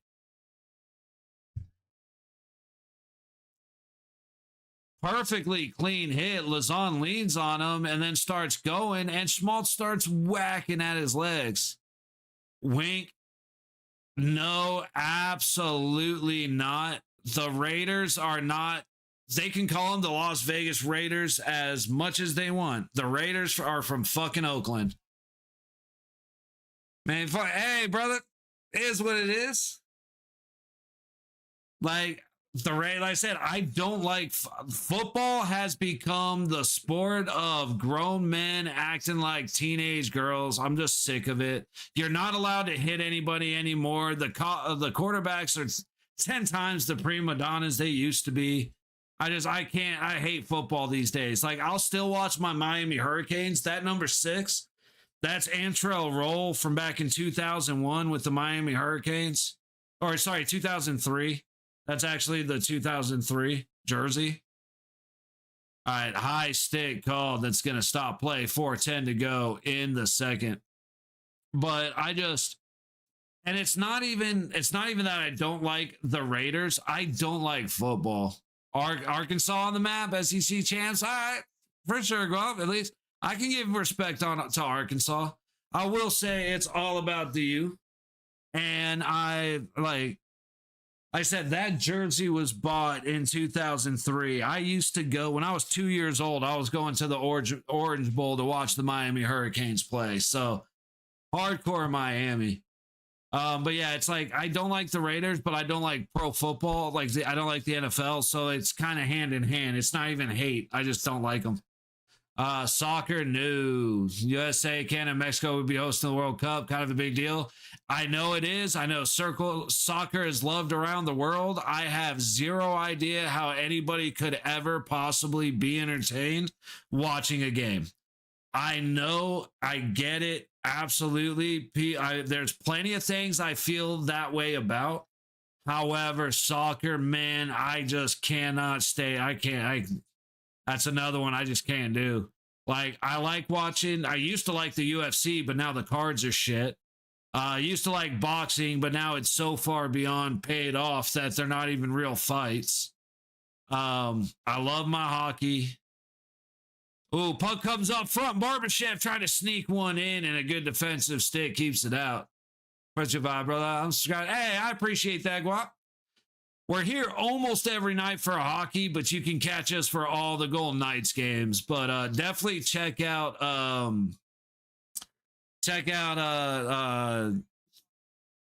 When playoffs come around, man, we're here for hours and hours on end. Different from hockey if you think about it, on grass instead of ice. No, it is extremely different. I appreciate what you're saying, and it's not that I'm not saying you're necessarily wrong, because the basic idea of zones, offsides, a net, things like that. Soccer is on a massive field, not a 200-foot ice rink. You cannot hit in soccer. You cannot fight in soccer. You cannot drill guys into the boards. You can't get aggressive on the wall. Yeah, it's a completely different pace of play. There is so much space on a soccer field that I know as you get towards the goal box, it starts tightening up and speeding up a little bit. It is a completely different game as far as I'm able to watch it. And again, hey, it's my opinion are very well not approved by everybody, and I know that. But I need, like I said, when I'm watching a fight, when I'm watching a UFC fight or a kickboxing match, like a pride fight or if they're dancing too much, I get bored and I stop paying attention. You know what I mean? Like, I've got the attention span of a dead goldfish, dude. It doesn't exist. Perspective on the matter. I appreciate that, Trevor. Like I said, and it's, of course, I have no hate for anybody that loves anything that I don't like. You know what I mean? That is, and there's no ill will, like, hey, but that's for me. It's my brain does not like slow paced. It's the same thing with video games. Like, I kind of had to train my brain for Tarkov to enjoy the stress and the risk reward and the high level stress situations, because I was always a fast paced, let's get in a fight, 6-on-6, small maps. I'm here to wipe you. I'm going to kick the living shit out of you. Let's go to the next game. Like, even playing 2K or NCAA, shit like that, I can't even do that much. Puck sent back in by Marner for into the Vegas zone. That was a little bit of an aggressive attempt at the puck, but Vegas gained control for a moment to bring it back the other way. Through neutral. Dumped into Vegas territory. Chased into the high corner. Utah gets there first. Cooley on the low baseline. Sets it to the low point. Back to Cooley. He loses it and it skates back up the wall and into neutral. Get the sets it onto the high wall. It is tossed in, and Utah will go for a change. Anderson to Hannafin on the high corner of the Vegas zone. Tip to the blue line. Not with a lot of speed. Anderson with Dorofeyev. Put it on net, Doro. Dorofeyev gets a shot. So there's one. Going on with your boys. Sushi, don't fucking start with me. I'm just kidding, buddy. They suck. That's what's going on, man. I got nothing else to say. And Aiden Hill was not responsible for the goals, but he got pulled. So yeah, you finally got a shot from Dorofeyev. Not a good one, but you only need 2 more. Yep, you only need 2 more. Yeah, Sushi, it's been rough, bro. It's unfortunately, we are riding the struggle bus.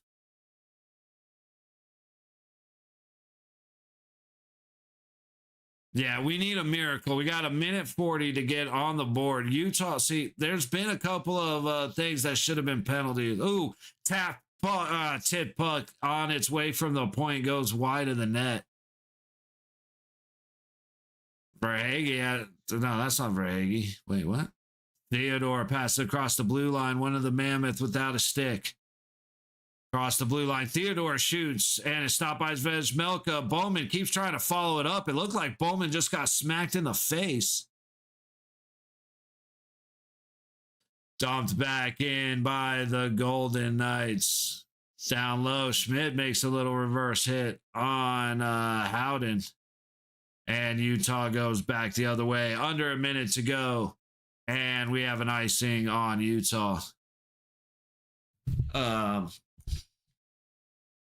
But yeah, Trevor, just on that thought, brother. I just, again, nothing but love, no hate. Oh, dude, Howden just threw down Nate Schmidt. I love that.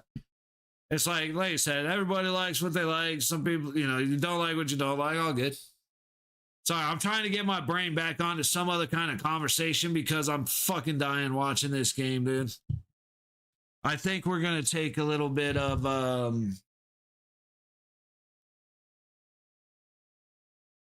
we may take a break. I just decided I'm not going to the gym tonight. We got to charge the bike up anyway, so I know I got a little happy in here somewhere. Marner tries to go behind the net. It's not wide.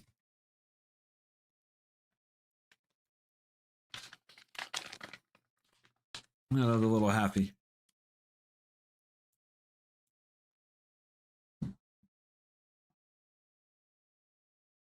All right. 34 and a half seconds. Again, if you either need a Vegas power play or a God-given miracle. At this point, 50-50 which one we get. Face off on the low dot of neutral on the Vegas side of the ice. Tonight, 8 goals against Calgary. Yeah, 6 winning back-to-back since we started a road trip. Dude, Sushi, Henderson has looked great.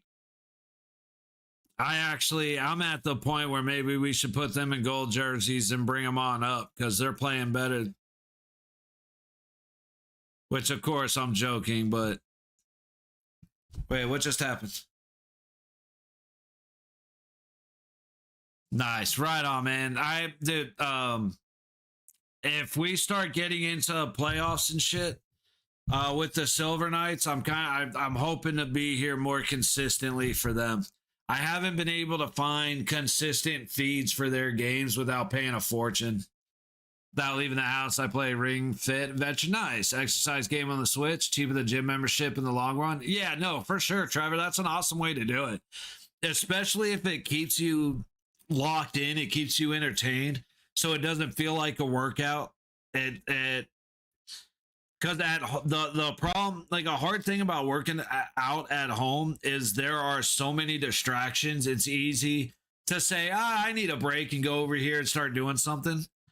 But no, that's a great way to do it. I have a yoga mat, a couple dumbbells, and I do a lot of body weight stuff. Like in the mornings, I like to stretch, do my push-ups, do a bunch of body weight squats, and that's kind of like normal routine. Big shot from the high dot of the Vegas zone, fought off into the low corner. And we will go into the period. Down 3 still, but at least we didn't give up a goal. Hey, you have a brother? Silver Knights jersey? Nice. Sushi, that's awesome, man. Yeah, I've got The hat in the middle is Silver Knights, and then I've got a couple other hats and a couple of towels from the Silver Knights. I don't have a jersey yet. But yeah, Trevor, like I said, that's a great way to do it. If you can get a hold of 20-pound dumbbells, you can change your life in a couple of months. Just because you really don't need a lot of weight. You just need to know how to use the weight. So it's putting your muscles in positions where they're stretched so that it's, like when I like doing laying down curls. So my arms go way back. Well, dude, my triceps are so sore from last night.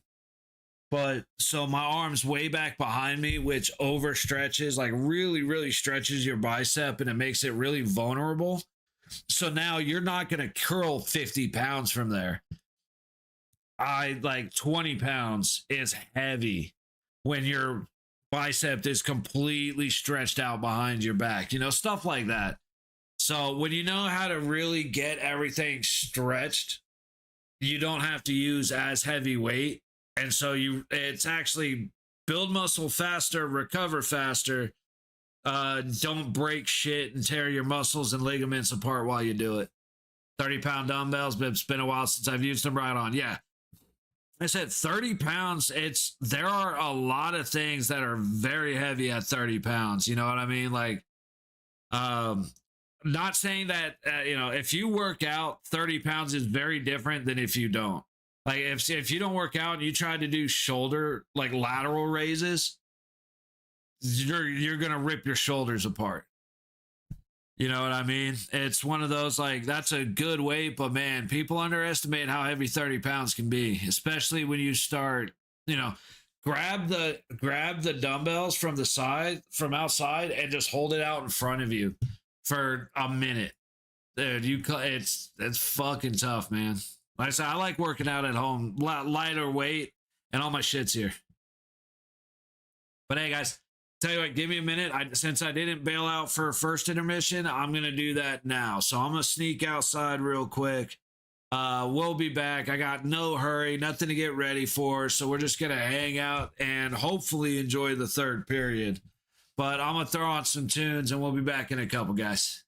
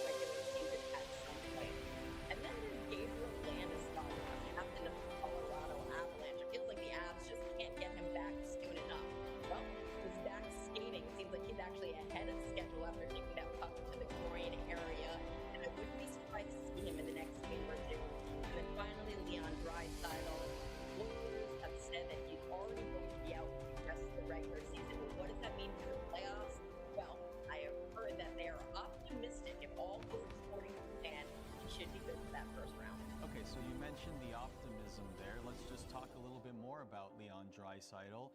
How confident are the Oilers, in fact, that they will get him back for the playoffs that first round and be a key factor for them coming off of injury? Well, Ards, I think they're cautious to put a specific date on it because he's just begun his treatment and rehab program.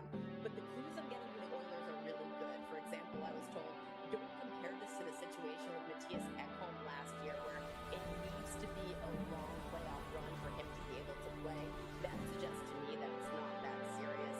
And the Oilers know that as much as Connor McDavid is a driver of their team, so is Leon Draisaitl. And if he's on the ice in any capacity, he's going to give it his all. Those two guys are just desperate to break through, and he's not going to miss that opportunity. We've seen situations like that in Draisaitl powering through injuries in the postseason as well. Emily Kaplan, thank you so much as always. Thanks, Sarah. Great stuff from Emily Kaplan as always. To the highlights, the Kings in the second wild card spot, now tied at 1 in the second period. They take the lead. Anze Kopitar, his 11th of the year. But the Flyers would tie the game thanks to Noah Cates. A little bit of commotion in front. Looks like he tumbles it before it crosses the line, so he'll get credit for his 14th. And then Travis Sanheim, no mistake here. That will cross the line, and the Flyers will take a 3-2 lead off of Sanheim's 7th. So 3-2 in the second period.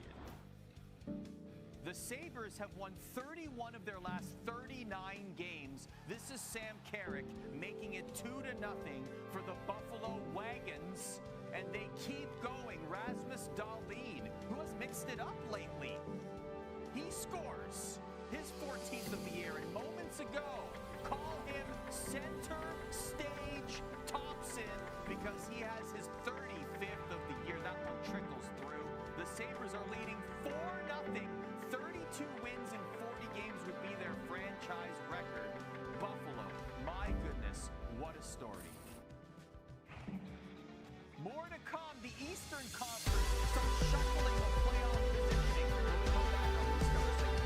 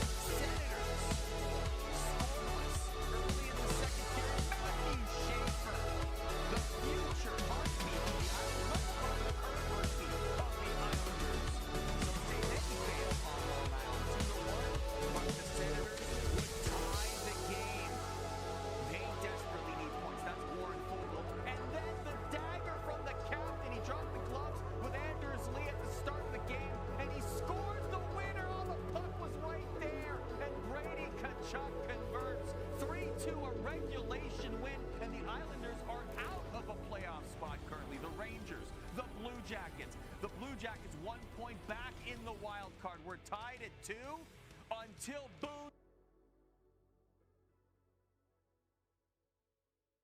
Shit, I forgot to mute the TV. Oh, no. Hopefully the music covered that up enough and I'm not going to get in trouble because that would suck, dude. Oh, shit. All right, well, we'll go ahead and check on that real quick. See how that ended up working out. We're about to be coming back. Okay, so far, so good.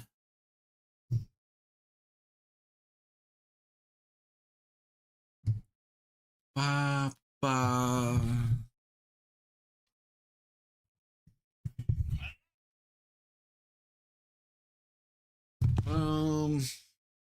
Oh, we're getting back. Sorry, this is actually this is typical. The fuck am I talking about? All right.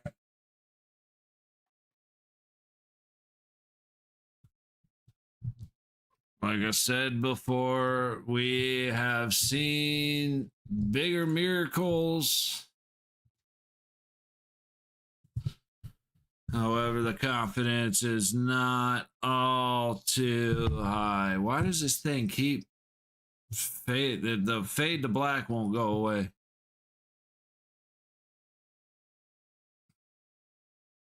We'll have to see when the game starts up here. There we go. Probably should have checked how much time we had before I rushed in and sat down. All right, about a minute. Lightning are up 4-1 on the Canucks in Vancouver. The Sabres are up 4-0 on the Sharks in San Jose. Flyers on the power play against the Kings, up 3-2 in LA. We can check in on that, I guess, real quick.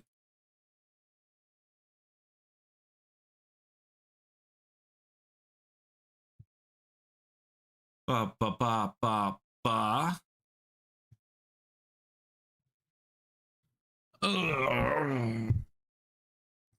Kings working it out from behind their own net. LaFerriere tosses it all the way down. Who's in net for each side? You got Urson and Kemper. Shots are 13-11 in favor of the Kings with 3:12 to go in the second. Byfield coming away with the puck, works it up to the low side. Back to Byfield in the zone, trying to throw it at the net. It goes off a stick and out of play. So nothing too exciting going on. A much closer game. You know what? Actually, let's check out Tampa and Vancouver, see if that's getting a little chippy.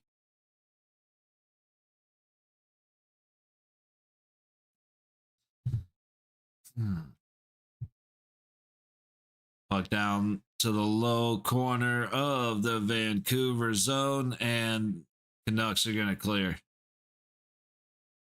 Up the middle, they almost crash into each other, and I'm guessing that's why the Canucks are down 4-1.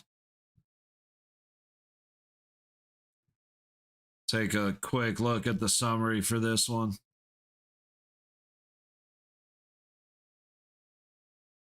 Vasilevsky making a big save. Damn, dude. Shots are 23-14. Tampa hits are 19-9 coming from Vancouver. That surprises me. Tampa has 13 giveaways. Oh, but Vancouver's about to score. Loose puck comes up and it's swatted out of the air. Loose puck came right in front of Vasilevsky. He couldn't find it. Vancouver just kind of throws it off of him. Puck goes, I think Vasilevsky actually might have made the glove save on the first attempt, but the puck went straight up in the air. And Vancouver wins the swing in front of the crease. Let's see. Yeah, Radish just couldn't handle the puck behind the net, and it pops up. That was a hell of a save. So yeah, puck comes from behind the net, off the outside of the low side of the cage. Vasilevsky goes to swing at it, and it's like bullet time. Just missed it. Makes a great glove save as he's laid out on his stomach. But the puck bounces straight up in the air, and Vancouver wins the swing. All right. So 4-2 in Vancouver. But we are back. I accidentally just hit pause. 1 second. Oof. All right. Knights dump it in from the red line, but I have to wait for the change. Or for the clear. Back in front of the net. Loose puck swooped up by Utah. Into the high corner of the Vegas zone. Vegas collects. Heading back across neutral. Into Utah zone. Cole Smith on the high boards gets bullied till the puck gets taken away. And Utah goes in trying to make the feed up the gut. Theodore steps in front of that one, then immediately gives it away and then runs into Dowd and gives it away again. McNabb tries to work it out as Utah keeps it at the high point. Down the low boards. Marino crosses the blue line to the top dot, high baseline. Utah brings it around the net out to the front, but handcuffs Schmaltz. Damn, dude. John Marino for Utah is plus. Did I just say 38? Like, damn. Utah comes in with speed to the high corner, trying to feed it to the center, but Vegas gets in the way. Barbashev then immediately sets it right back on a Utah stick. Finally, Stone comes away with it. Eichel into the zone. Cuts up on the low dot, all the way across to the top dot. Shot. And I don't even think Marner hit the net. Marner finds the puck across to Eichel, and Vejmelka gets across to make the save. Brother.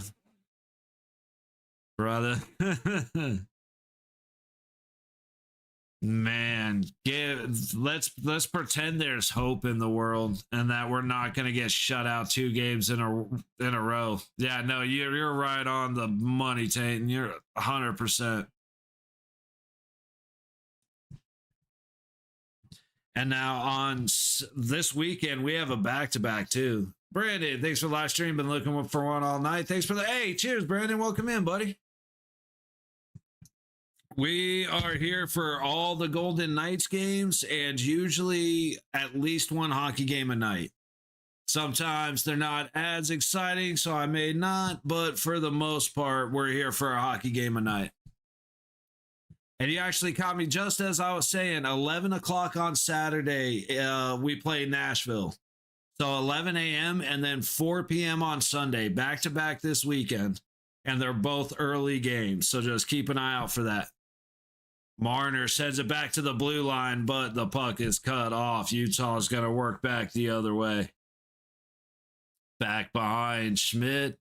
Anderson couldn't take it off the boards. There's a little chaos in the trapezoid. Finally, Lazon comes in to help out. Hurdle can't get it clear, but they also couldn't handle the puck. Hurdle flings it out into neutral with Dorofeyev. 2-on-1. Hurdle shoots the rebound. Dorofeyev couldn't get a stick on it.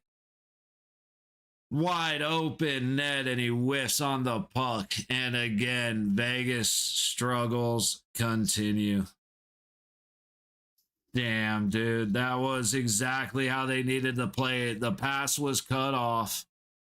Just keep it on the ice. Play the rebound. Dorofeyev was right where he needed to be. And the rebound, 5 degrees worth of angle, and it misses. Open. Are you serious? Hey, Tate, Dorofeyev got handcuffed. It was a hard rebound off of Vejmelka's pad, so it's not like he should have had it, but there was a great opportunity, and Dorofeyev just couldn't get the stick on it. Go empty net, down 3 goals. Depending. It's definitely happened. Icing on the Mammoth.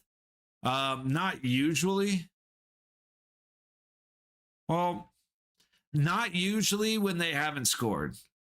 Well, even that's kind of like I'm trying to think through my head because I mean, really 3-0, you've got nothing to lose. So with like 5 minutes left, you might pull the goalie. Typically it's more likely to happen if it's like 3-1, 4-1 or like 4-1, because then you at least have the hope of scoring. We go empty net and the Mammoth scored to go up 4-0 and my plus 33.5 loses. It's very, man, unfortunately, that's hockey. Stoney just goes hard into the corner. Utah wants a penalty. I don't know why. That was just a hard hit. Vejmelka covers the puck. The fuck are you bitching about, dude? He didn't hit him in the back. Just because the dude went into the boards and then fell to the ice doesn't mean it's Dursey again crying. Motherfuckers cried all night, dude.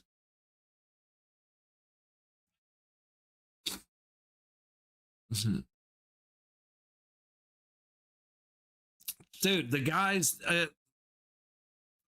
that's all Dursey does is cry. And he doesn't go to the player, he goes to the ref.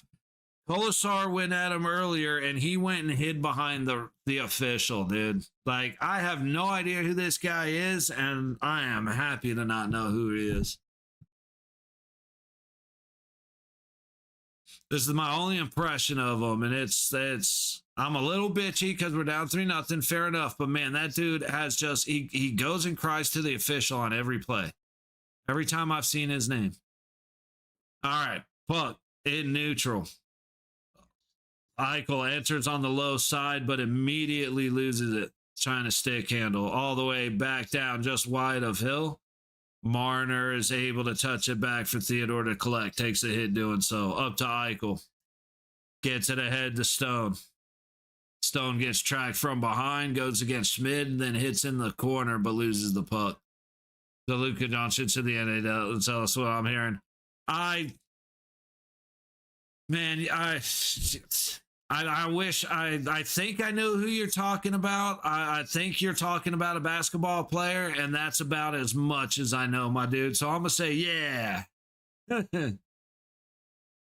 Because I honestly don't have a clue. Howden in on the high side, tries to touch it ahead for Howden, but he can't catch up to it. Sissons tries to go around the back of the net. Schmidt is just locked up on Bowden. It's like, at what point does a hold come in? Probably Lakers play that complains the ref every play. Yeah, okay. So yeah, in that case, yeah. That looked like too many men to me, but I mean, how is it not too many men? The ref is sitting there pointing. Like, no, that was. And then Colasar gets pushed offside, so we're going to get an offside face off in neutral. But how is that not too many men? Good Lord. I'm just to make myself feel better. You suck. Ref, you suck. Ref, you suck. That absolutely looked like too many men. Have we had a single power play all game? No, we have not. And there has been reason to have a power play. Vegas takes the high road deep into Utah zone. Cole Smith goes in, hitting, and what's the fuck? What's going on?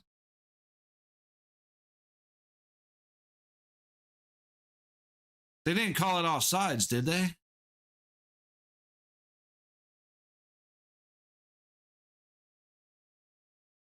Okay, I'm very confused as to why play just stopped. Oh.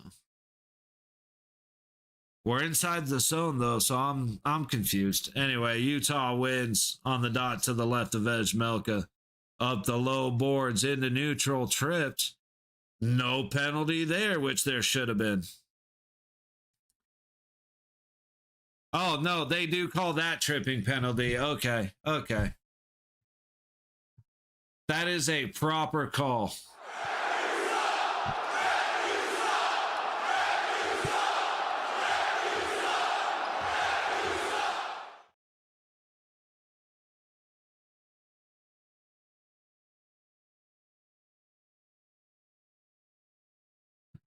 Who do you think is the best team in the league right now? Colorado. Yep, they're on the power play again.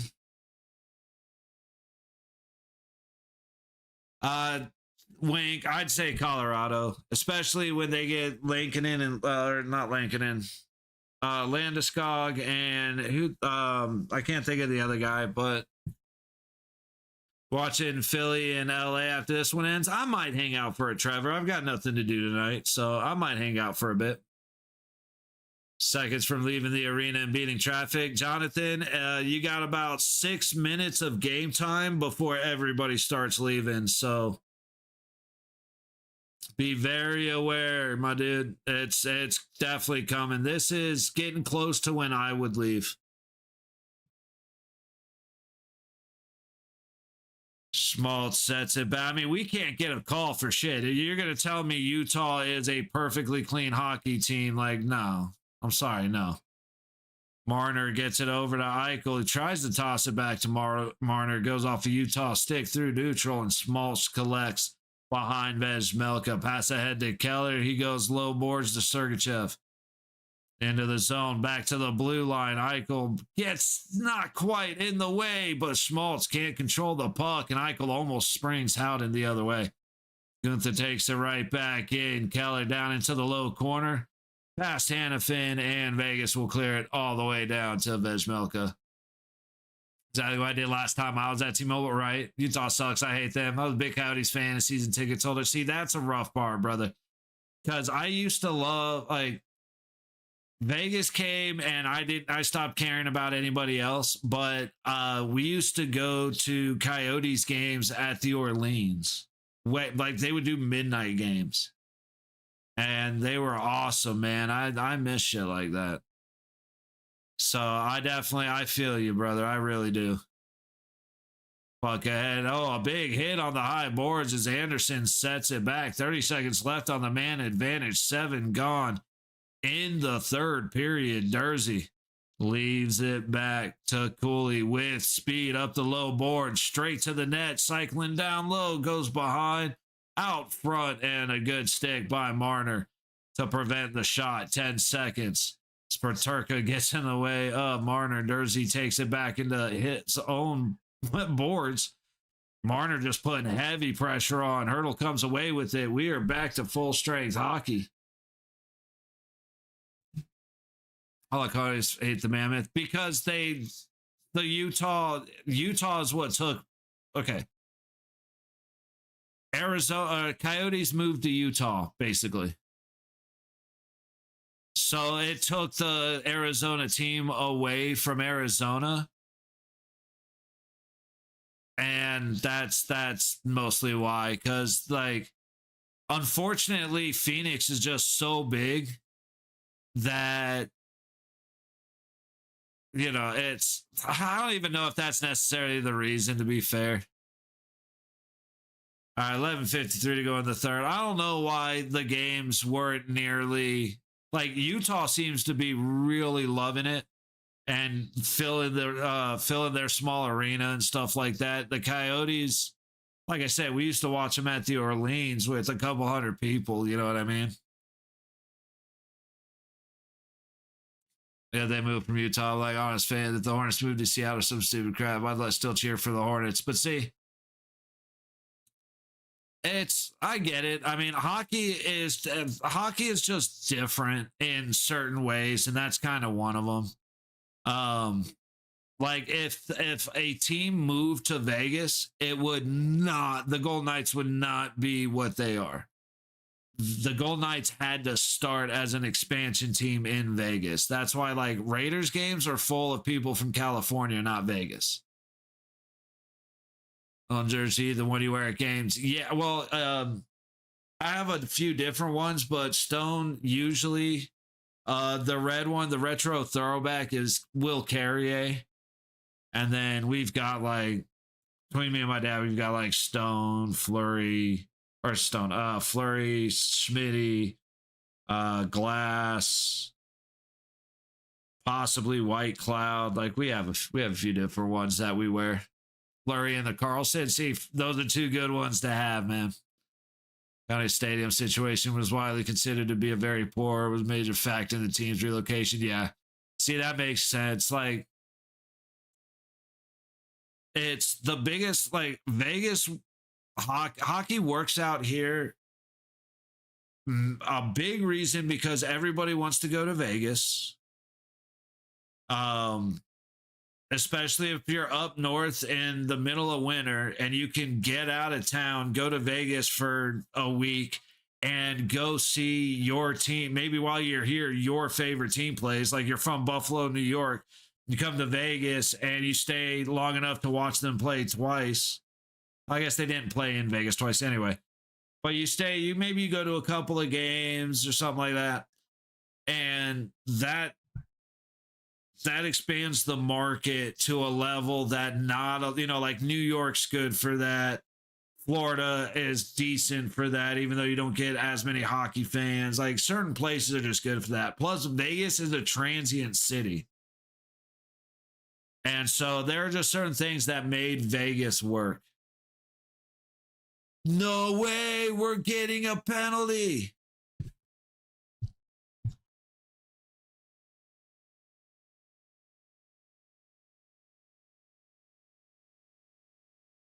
Yeah, Vegas going on a power play. Stenlin goes to the box for interference. It's a college venue not designed for professional NHL teams. Yeah. About 5,000, making it the smallest. Yeah. Like I said, the market is, Phoenix is so massive. It's just, there's a lot of factors that it just didn't quite work out. Stoney tries to sneak it past Vezmelka. Puck ends up on the high boards. Dorofeyev gets pinned to the wall. Puck stays in. Marner throws it to the net. Vezmelka will cover. 17 seconds gone on the power play. But yeah, like everything you're saying, Trevor, is hitting the nail on the head. Obviously, I mean, you would know. Oh, no. Yeah. Were you saying? Okay, I got lost in the conversation. I think Jonathan was saying that he had the tickets, right? Yeah. Never mind, Trevor. I was thinking, I got you two mixed up. That's on me. But yeah, Trevor, everything you said is 100% on the money. I was thinking you were the one that said you had season tickets, but that was Jonathan. I'm brain go blah. Stoney behind the net, goes to Eichel on the low boards. To the point, Marner. Eichel loses it. Centers it. Hurdle trying to go backhand. Then Schmelka gets the blocker on it. That's where that worked at Gila River Arena. Okay. See, yeah, that's awesome, man. That's like me when I was in Florida going to Marlins games all the time because one of my dad's close friends worked at Pro Player. Big shot from Dorofeyev at the high dot. There's shot number 2. You only need one more from Dorofeyev. Stoney up the low wall to Eichel. Trying to find some space. Back down to Stone on the baseline. Looking, goes across. Hurdle can't quite gather it up. He has to go behind the net. 45 seconds left on the Vegas extra man. Marner down to Eichel. Stone. Going to try and shove it in again. The puck ends up all the way down to Schmid. I've been to an NHL game in person, but I've seen dozens on television. Right on. That if you ever end up in Vegas, try and do it when a Golden Knights game is happening because T-Mobile, like tonight obviously sucks. Hopefully you get a better performance from the guys than this, but it's another level, man. It's a lot of fun. Yeah, Jonathan second. He was there the other night for Buffalo. And now he's here for this. So, yeah, not a goal scored. That's not funny. That's rough, bro. That's real rough. Going to the high dot. Cole Smith should have taken the shot. Instead, the puck's going to go all the way down. Schmid comes way out, ends up hitting dude and going down, but Anderson's back to make a play. Schmid comes in time to make a huge save as Anderson got beat. And what the fuck are we doing? The game, you already got the tickets? Okay. So what's that, Tuesday? Thursday goes wide on Hill. Big hit from Barbashev, but doesn't do any damage. Puck into the high corner. Shea Theodore backhands it. It is kept in by Utah. Finally, Barbashev gets it out to the red line, but can't find it in his skates. Howden's trying to help him out. Big hit on Kolasar, who wasn't expecting it from Cooley. Thursday. Okay, Thursday.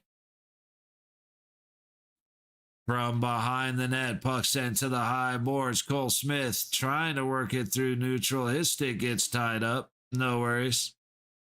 Back down low, 8.5 to go in the third. Shots at 24-17 in favor of Vegas. Bowden just took a rip. Kolasar tries to shuffle it in. Can't beat Vejmelka.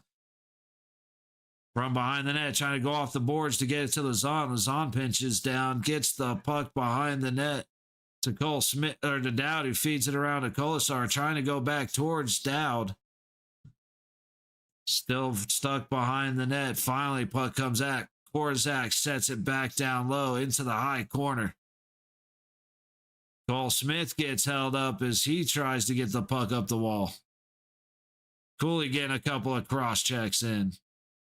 Cole Smith collects across the blue line to Korzak to the high dot. Kolasar shoots and he hits the fucking post. He hit the fucking post. He hit the fucking post.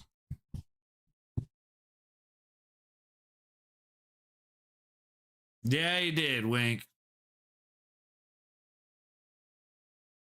Hurdle across the blue line, passes it down low. A tip, stop out of Vejmelka. Backhand gets caught out in front. Oh, by Hayton. And the puck goes all the way down for an icing. God, but he hit the fucking post. Schmidt comes out, makes the play on the puck, but takes a hit doing so. I mean, he kind of lays one on Stenlin, but gets back, runs over. One save is made, and he gets back just in time to make a second save that beats Anderson as he goes sliding into the net. Shout out to Akira Schmidt. Should have been in net to begin with. Was in Vegas this past June, but there were no games. Yeah. Florida and Edmonton. Yeah, that's too late in the series. So I went to Michelob Ultra Arena to watch the Aces Mercury. Nice. Right on, Trevor. Right on. It's for me to go anywhere near, like, I'll watch Silver Knights games. I'll go to Silver Knights games and I'll go to Gold Knights games. Because, like, Gold Knights games, I'll go to the Strip for. That is it. Otherwise, I ain't going anywhere near the Strip. And the Silver Knights play in Henderson, which is not, I mean, it's down the road. So shout out to, like, anybody going down and enjoying the Strip in Vegas, man. As a local, like, when I was younger, I loved it, but it's been a long time since I've been anywhere but T-Mobile Arena. 6:10 to go in the period. Vegas just not Theodore just deciding he didn't need to play that puck at the moment. Giveaway Shea at it again. Barbashev through neutral. For some reason, they seem to keep taking the puck into Mammoth territory. I don't know why, as their goal once they cross into there has not been very clear. Want to go back to Vegas? I hate California. I can't argue with that one, buddy. Like, I'm looking forward to getting out of Vegas, but if it happens, it happens. As for Cali, dude, there's a lot that I really love doing in Cali, which is mostly roller coaster related. So, like, Six Flags Magic Mountain and Knott's Berry Farm and stuff like that. Like, taking the chick to Disneyland and stuff was always a good time, but it's not worth it anymore. It's too expensive. Hell yeah, dude. It's way too expensive. It is not worth it. This game was pretty good. Way to spend a Sunday afternoon. Nice. Watch basketball with my young brother.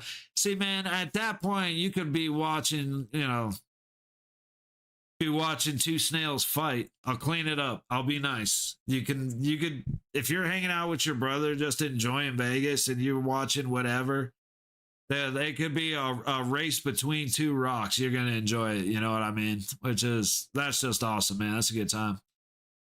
All Pacific Division teams. Yeah. As LA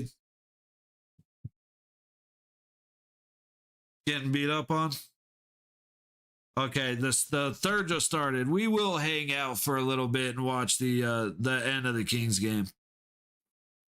If the Flyers end up scoring a couple times, making it like 5-2 or something, then we'll bail out, but we'll hang out for a little bit. Tell me if we go empty net. You got it, Tate. Tickets to the Aces games were about $18 each. That sounds about right, Trevor. It's like, that's another tirade for another day. But yeah, that's about right. LA loses. Sushi, LA is losing 3-2. They're a minute and a half into the third period, and the Kings have 20 seconds left on the power play.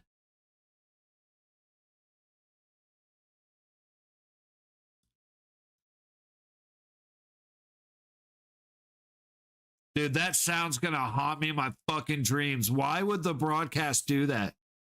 They just replayed every hit post over and over, and they all made the exact same sound. Why would they torture, like, Vegas? I mean, why would they do that to us, dude? I'm going to fucking hear that in my sleep if Vegas doesn't score at least one goal, which they need to do soon if they are going to have any productivity with an empty net. Yeah, Kings are down by 1. Is there another game happening? Hey, the Canucks scored again. That's good for them. Too bad the Lightning scored twice as well. 6-2 finish in Vancouver. Tampa Bay whooping up on the Canucks. All right, all defense from Utah. Hopefully a lot of aggression from Marner from the Golden Knights. Puck in the Utah zone on the high corner. 4:45 in the period. Just can't get the puck past skates. Good read there by McNabb. Theodore has it.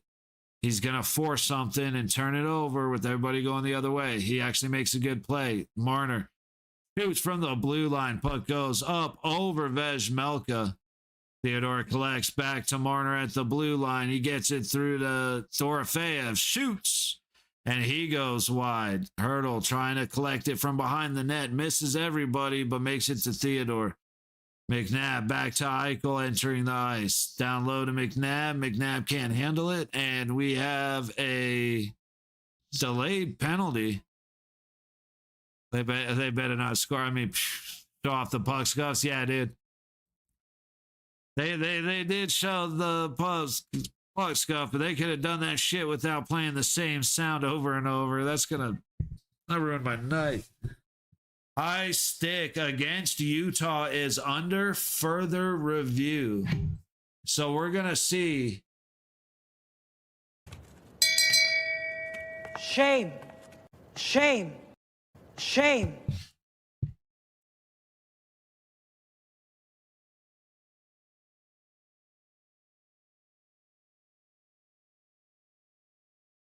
I thought they were going to show the high stick. They did not, but there goes the fuck was I just saying? Anyway. The penalty is to Alexander Kerfoot. It's a 2-minute minor to Marner. I actually nailed that. Right on. But Marner, I guess, went down the tunnel to get his lip repaired. They get a penalty. We go empty net. It could be 6-on-4. It very much could be. It is a double minor. So basically, we have 4 minutes left in the game, 4:06. And getting a double minor would mean we have to score immediately. We got like 30 seconds to get the puck in the net. We still have 2 minutes on the double minor. And 3.5 minutes left. We got to score within about a minute of that one to make it 3-2 with 2 minutes left. And then there's potential for us going 6-on-5 at the end. Putting up a soundbite of shame for this hockey game. Hey, a penalty is still a penalty, and we participate, sir. That I got nothing. That's literally it. It's just when the other team gets a penalty, we call shame. When a penalty is called on us, we play ref you suck. Them's the rules. I didn't make them up. I just decided what they were and wrote them down. Okay, so Marner didn't catch a high stick. The guy punched him in the mouth.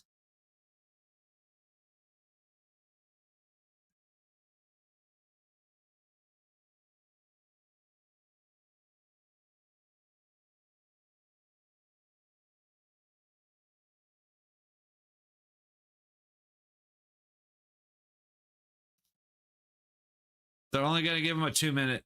So no blood, I guess. I thought Marner was bleeding, but I guess not.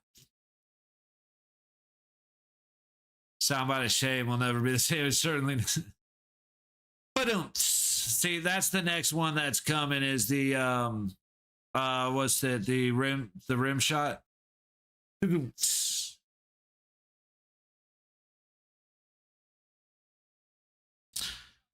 All right, I'm going to power up the keyboard because I still have my hotkey.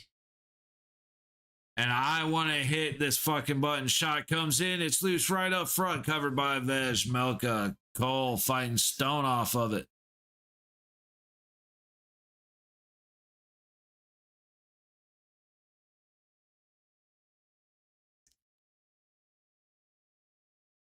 Very happy I didn't charge the battery for my bike today. Otherwise, I would probably talk myself into leaving the house, and I don't have any fucking interest in doing that right now.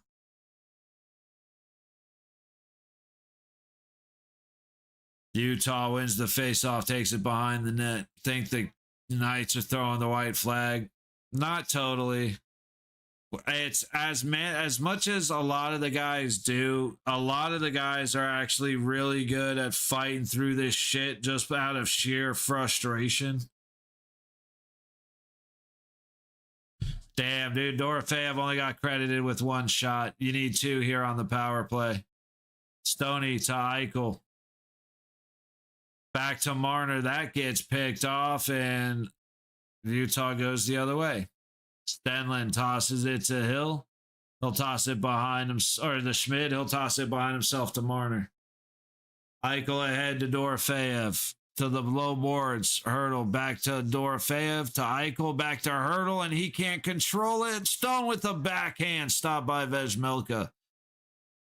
3 minutes to go in the third, 55 seconds on the power play, and the best shots that have been taken so far have come from the Utah Mammoth through the skates of Schmaltz. That was a risky pass. Eichel collects, resets, 40 seconds. Through neutral. He takes a bump, loses the puck, Stone collects, and Utah's going to go back the other way. So anyway, remember guys, tomorrow, so I'm not sure if I'm hanging out with, I'm hanging out with a buddy I haven't seen in a while, either tomorrow or Saturday. I'm not sure which day. But no matter what, Saturday at 11 a.m., we will be right here. Again, the easiest thing to do, if you hit sub, you'll see the thumbnail pop up when you're scrolling, and it just lets you know we're here. But all the Golden Knights games, and then usually one other game a night. If I don't hang out with my buddy tomorrow, we may end up watching the Devils and the Capitals. Yeah, I think we're going to watch the Devils and the Capitals. That looks like the best game to me. So 4 o'clock. Either, it's funny to say, but I'll either be here or I won't. Keep an eye out. No matter what, Saturday, another post for the Golden Knights, and that goes up out of play. Bowman gets cross-checked to the ice, but it absolutely does. Taking 100%. Yeah, keep an eye out. If we're here tomorrow, it'll be 4 o'clock. If we're here when we are here Saturday, it will be 11 a.m. And we will also be here Sunday for Dallas at 4 p.m. So keep an eye out for those games. Hopefully we get a better performance. Sergachev cross-checked the shit out of Bowman. That didn't matter. Empty net. They just pulled him. Minute 43, empty net. We have 4 post hit tonight.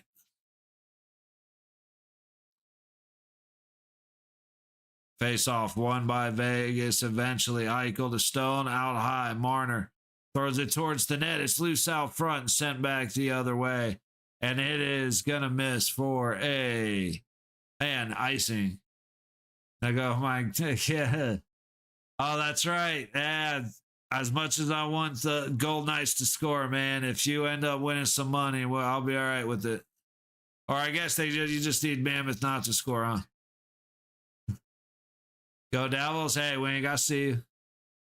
One TV in my basement, and the other TV has Kings and Flyers. Nice, Trevor. We're going to be on Kings and Flyers in just a few minutes here. Yeah, you just need them not to score. Hopefully, no empty net. Kept in by Vegas. A good move on the high wall towards the pocket, but nobody home. Marner tries to go down the low wall. Stone eventually collects it, but loses it at the low point through neutral. Stone's going to work it right back across. Dorofeyev to Stone, back to Dorofeyev, trying to make a move right up the gut. Leaves it with Eichel at the low point. Skating down the wall. Low dot. Puts it in the crest of Ejmelka. Follow-up gets swallowed by the Utah goaltender. 57.2 seconds to go in the third. And Vegas is about to have at least 120 minutes of scoreless hockey. Yeah, right. Yeah, might as well at this point. Shit.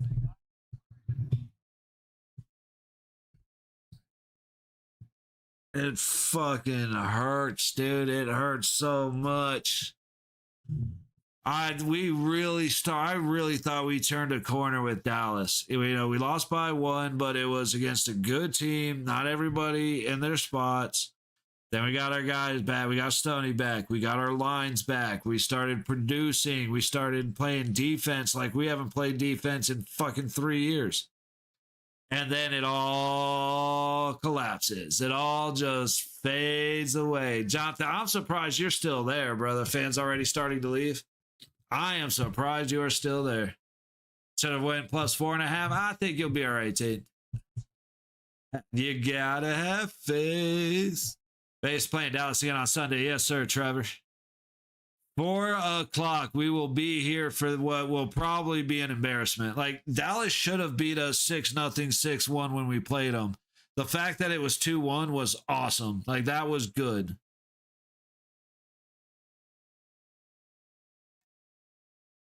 Hey, bad news, Tatum.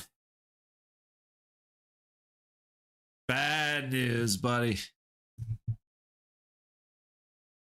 I 100% lied to you about being safe. Oh, I forgot to put the power play off. Whoops. My B, boo. My B. Yeah, you did. And Dorofeyev didn't hit his shots either.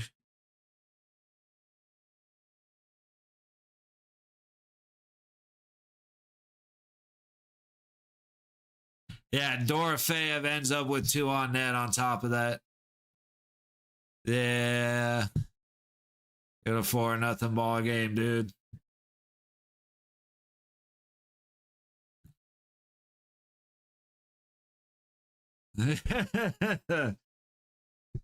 It's honestly, Jonathan, I would normally agree with you, but Vegas is the best suck at first, but come back to win it team in the NHL. So I thought it was possible.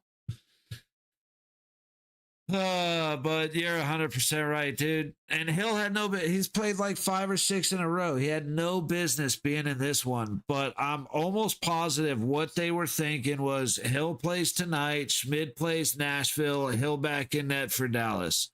And I'm willing to bet Aiden Hill plays against Dallas. I'm willing to bet they keep that. They'll put Schmid in against Nashville and then put Aiden Hill against Dallas, which is stupid. But I'm willing to bet it happens. Since again, Sushi, you ain't the only one, brother. Hey, let's do that, Trevor. Let's flip over.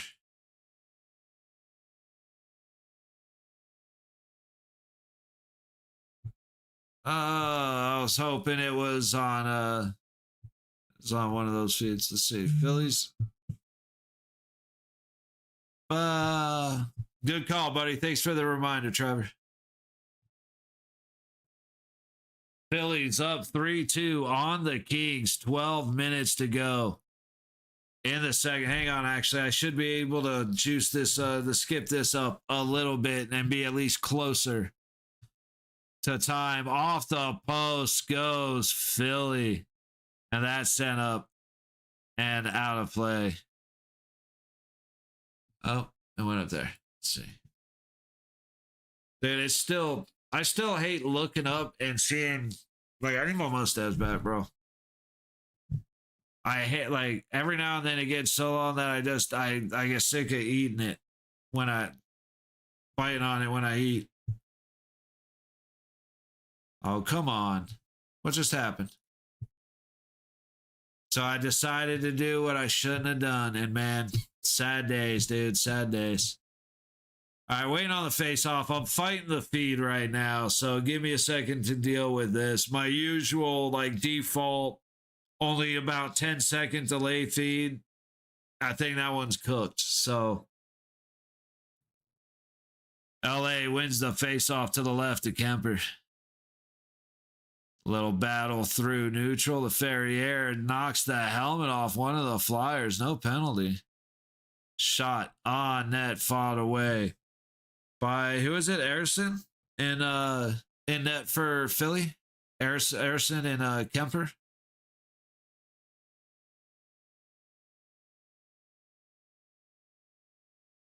Moore makes a good move through neutral to LaFerriere. He puts one on net and a great pad save by the Philly goaltender. Yeah, it's Erison. And, oh, they did call the penalty. I actually wasn't expecting that. Wife's not going to be happy when she see the score for the night. Man, ain't nobody going to be happy. Okay, it was a hook. I thought that it was like, I thought Moore got tripped but saved himself, so they weren't going to call it, but they absolutely got up into the arm. So Moore to the box. Or sorry, not Moore to the box, Philly to the box. Michkov for hooking. Let me see. I think. No, I don't. Okay. I was hoping I had a scoreboard pre-made, but I do not. LA wins the face-off. Clark skates it to the center of the ice. Shot from Panarin on the top of the low circle goes wide to the high point across the blue line. Panarin again sets it to the low baseline. LaFerriere fake shot the whole way. Back to Panarin. Back to LaFerriere. That pass gets tipped off the high glass. LaFerriere gets dumped. And the puck gets past Panarin at the low point. Clark chases it back. Pass up ahead to Panarin. And he'll walk in on the low side. Dump it to the high corner. Kopitar trying to chase it down. Philly there first. A great stick on the high side by Kempe. Keeps it in. LaFerriere on the low boards. Turning to attack. He instead leaves it for Kopitar. To the blue line. Clark collects it for Panarin. Back to Clark. Down to Kopitar on the low dot. Out front to Kempe, but a stick interferes with that pass and sends it down to LA territory. Lazy pass by Clark. Good decision not to play it for too many men. But again, Clark and Kopitar mixed signals as Philly gets the puck deep on the wall. 50 seconds left on the man advantage. 10 minutes left in the third. To the high corner, LA is able to collect and buy some space. Moore working his way down the low boards, but the puck is left right in the center for Kempe. Passed up ahead on the high side. Byfield walks in. Good defense takes the puck away from him. And Panarin will collect it on the low top of the low circle. Shot, and Panarin scores. Philadelphia and LA are tied at 3. Have a good night, brother. Thanks for this live stream. Sushi, as always, brother. Thanks for hanging out with me, buddy. You go cheer up that wife of yours. I know you got a trick or two to make it happen, buddy. But you guys have a good night. if I don't see you tomorrow, I hope to see you Saturday afternoon. Good night, Sushi. Way ahead of you, Gold. Yeah, Wink. Everybody's way ahead of me. I'm not on my good feed went away. So now I'm on very much behind feed. Cheer up, maybe someday. Hey, dude, you never know. Good night, Sushi. Hey, you never know. There's people getting married in their 60s these days. Only way to know it won't happen is to give up on life, my man. And that ain't ever the fucking answer. So keep it simple, dude. Start doing things where people are, and surprise, you start meeting people. It's one of my biggest things. I don't like leaving the house, so I don't expect to meet anybody. You know what I mean? Not to get deep on an offhanded comment, my man, but life is a long time. Down the high wall into the LA zone. Byfield will set it around. We're back to full strength hockey after the Kings goal ties it up 3-3. Byfield hard behind the net, kicks it out front, but LaFerriere did not get a good stick on it. Shot from the low point gets tipped, but pad save made by Harrison, and now potential opportunity for Philly. Takes the shot and he goes off the post. Beats Kemper to the short side and goes off the post. Byfield able to get it out after a stumble. Moore dumps it in on a backhand, avoids a hit, which puts one of Philly's guys on their ass because he just completely missed. And we get a Philadelphia icing. 8:09 to go in the third. Shots, or they just took it away from me. I think it's 21-13. Nope, 21-17 LA. Konechny had a great, I was gonna guess that's how you pronounce it with Philly. I don't know. I don't know Philly guys. But if that's how you pronounce it, he went off the post after beating Kemper. Shot by Doughty from the blue line goes well wide after hitting bodies, and the Flyers collect. 8 minutes to go in the game. Good defensive play by LA. Who was that? Anderson for LA.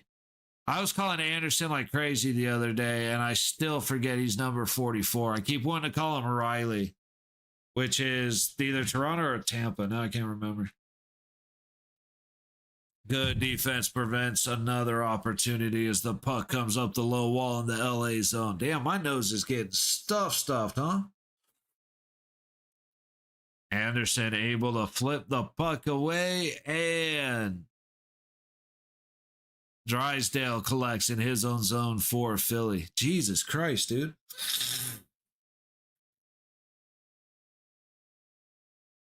Oh, allergies, man. As soon as March hits, I start dying. Backhanded in all the way down to Kemper. Philly will play it up the low wall, cut back. Try to set it at the low point, is fought down behind the net. Excuse me. Big opportunity for Philly on the bad giveaway by LA. And he skies it up and out of play. That was not even close to a good shot. Not going to lie.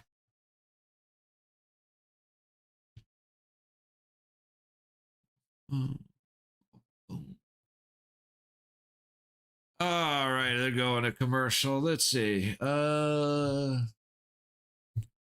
go. Where are we at here? We are in LA, so we'll go. Who is it? PHI. Okay. Oh. Okay.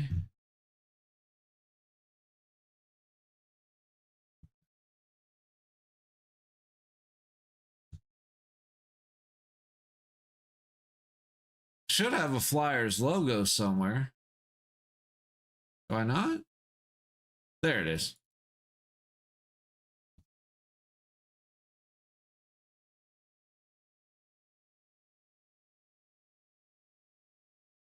We'll do it live. Logos, the king should be right there.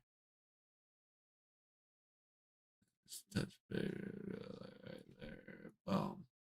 And it is 3, 2, 3. Make sure we got the power play ready to go as well.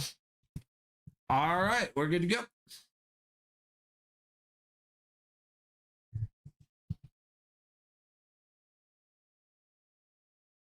And we're buffering.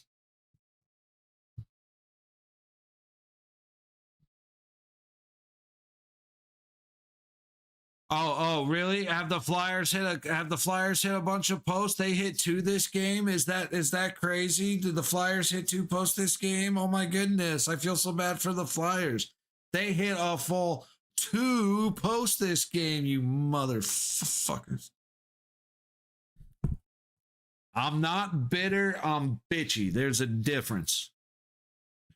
Face off to the left, the Kemper. Won by LA. Doughty collects behind the LA goal. And away they go. Tipped in all the way down to Earson. Played into the low corner of Philly. Thanks for dropping out the lowest corner. Hey, got you, Trevor. Luckily, I after a lot of trial and error, I have found a way to make it rather efficient once I realize it and I do it. Well, I got you, buddy. Up to the high boards. Philly feeds it back into neutral. Good back check, but a better play to escape and right and go to the high wall. Eventually turned over. Doughty controls again from behind his own net. 5:45 to go in the third. I do have to decide a color for empty net, or like how to do an empty net on the scoreboard. Maybe just add a little EN sticker between the team and the number. It's probably the better way to do it. All right, something to think about. LA sends it up ahead. Good play, getting it up through neutral, but Philly is just dominating LA physically. Up the high board. Drysdale gets it to the center, but a great move by Panarin. He makes the pass down low to Clark, trying to cut back. Good defensive play, knocks it into the corner. Up to Panarin, back down to Clark. Clark turns and throws it to the net. It goes to the high boards. Kempe collects. Up top, good tip over to Clark, and Panarin's shot goes 6 feet wide to the high point, kept in. Philly trying to reset it right back out that way, and they do. We have a stoppage, though. I'm not sure for what. 4:45 to go in the game, tied at 3. We got some activities.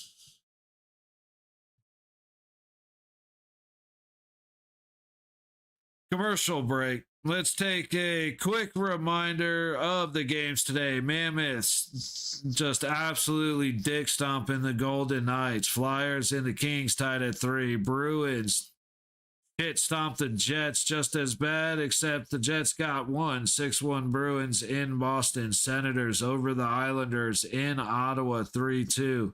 Red Wings over the Canadiens in Detroit 3-1. Blue Jackets over the Rangers in Columbus 6-3.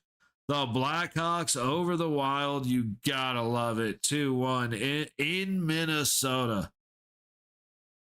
I know people that don't like the Golden Knights feel the same way I do about Chicago beating the Wild like that at home. You gotta love it.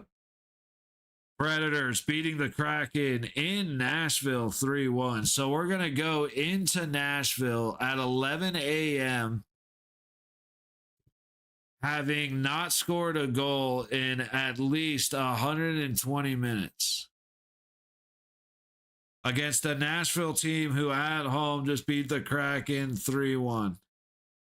Yeah, we're gonna fuck. This is gonna be rough. Talk United, you guys suck. Throw their wing away. Y'all don't deserve it. Are you really talking shit as a what, second year team now? 1 year team? Like that's a crazy amount of ego coming from Utah, my dude. That is wild. Hey, do your thing, bro. You know, you gotta have some pride in something. I'm guessing you're from Utah, so that's got to be few and far between. But you do you, buddy. Hey, more power to you.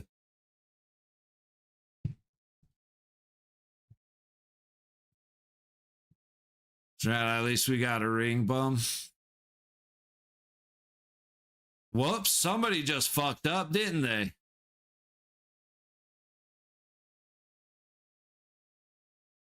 I don't know who it was, but somebody just fucked up.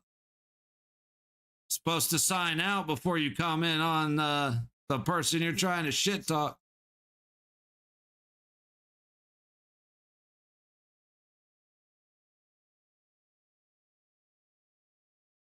But appreciate that. I mean, the effort was there, so I mean, I'm not going to hate on it, but we'll just go back to the game.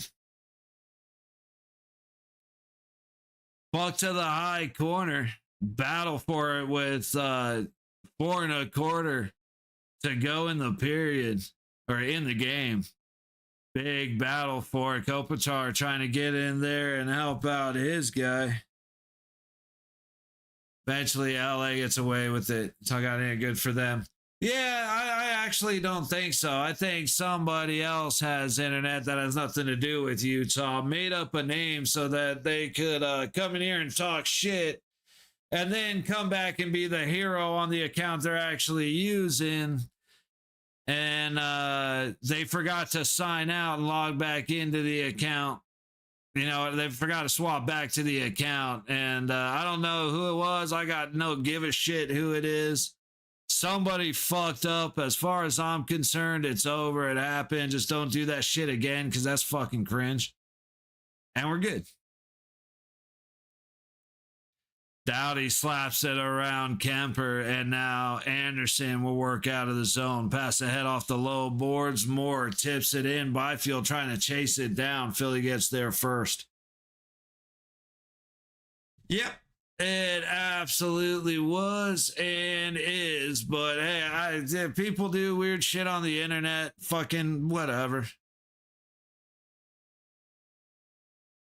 To me, it's funny as fuck. Like, I'll be laughing about that shit later because it's just goofy. I wish I was drinking, dude. It'd be more entertaining, but all good. I would never pick LA to win a game that they have to win in the third period. That's just... After what happened in the playoffs last year against Edmonton and then losing to us the way they did the first game back for the Olympics, I could never put trust in LA to win the third period. Like, so far they are, but quick shot gets knocked away to the high corner. It just...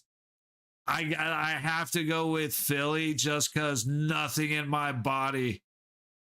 Really, I'm a Vegas guy too, so I can't support the Kings or the Sharks or Edmonton or Dallas. Anyway, but I gotta hate on the Kings, and I have a little bit of evidence as to why I do with them blowing shit in the third period. So I would put it on Philly. No, now that I say that, give it about 9 seconds and LA will score because LA's had the better chances for most of this, except for the Flyers did post one earlier. From the high point, Doughty's shot gets fought off, up and out of play. Harrison's looking okay. They got spots around the arena to eat after game. I don't eat from the arena. Yeah, dude, there's actually a bunch of spots, man. If you dip into, I haven't been into the park, MGM Park. So I don't know really what's in there, but like New York has a couple of restaurants, a couple that'll be like kind of bar service type food, and a couple sit downs. I wouldn't go to Excalibur if, depending on how much money you want to spend, there's a fucking McDonald's up the street. But if you want to go and get, like, if you go across the street from New York, and you go to MGM, you're going to have a few selections there. Planet Hollywood isn't far. Aria and Cosmo and that shit, they're all going to have food. New York is probably going to be the best bet price wise. And you get a couple of different selections. I don't know if Nine Fine Irishman is still there, but that's a good spot. If you walk down T-Mobile Plaza, just the street outside, there's a bar in there that's really good. Game is probably going into overtime, probably, Trevor. Fuck up to the high boards, Flyers, get it out, but ooh, very close to too many men. That smart decision for Philly not to play it. Now, Utah played the puck and they didn't get called for it. I wonder why. Anyway. But yeah, actually, dude, if you're looking for like a quick service, Jonathan, like quick food, go out of New York, cross the bridge towards MGM. When you go down, start walking towards the Coke bottle, towards Coca-Cola World. There's a food court with like panda and shit, like pizza and whatever, like quick service. Just get something to eat and go. So depending on what you're looking for, you got options all over the place, dude. But yeah, if you go across Las Vegas Boulevard and you start walking down from MGM, like I said, past the Coke bottle to like Planet Hollywood, you'll have all kinds of restaurants and shit in there, dude. How are they not calling that a trip?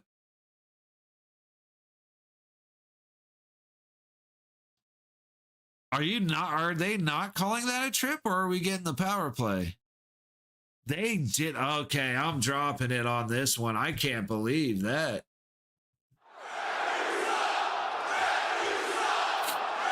Ooh. I think Dowdy did that on purpose. He just pelted the shit out of the ref and like the back. He either hit him in the ass or the back. I swear, no, Dowdy didn't have a reason to do it on purpose, so maybe not. That just looked wild. LaFerriere trying to put a last-second shot from the red line. And he hits Earson with it. We are going to 3-on-3. All right, thanks, man. Sucks getting shut out back-to-back games, but I love going to hot games. We're going to lose, Jonathan, especially at T-Mobile, dude. They're so fun.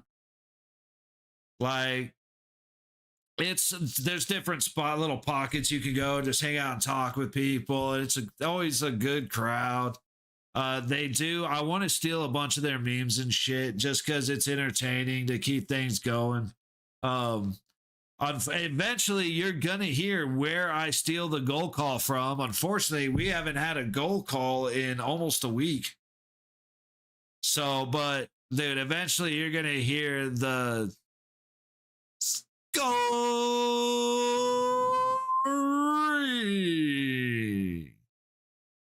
And like I said, I steal that straight from T-Mobile, so better luck, man. Hey, I appreciate you, Jonathan. He's been hanging out while at T-Mobile, bro. That's love, man. I appreciate the shit out of that. And of course, Trevor hanging out. Everybody hanging out with me. Wink, as always. Sushi, as always. I already said Jonathan, but your name's up there at the top as well.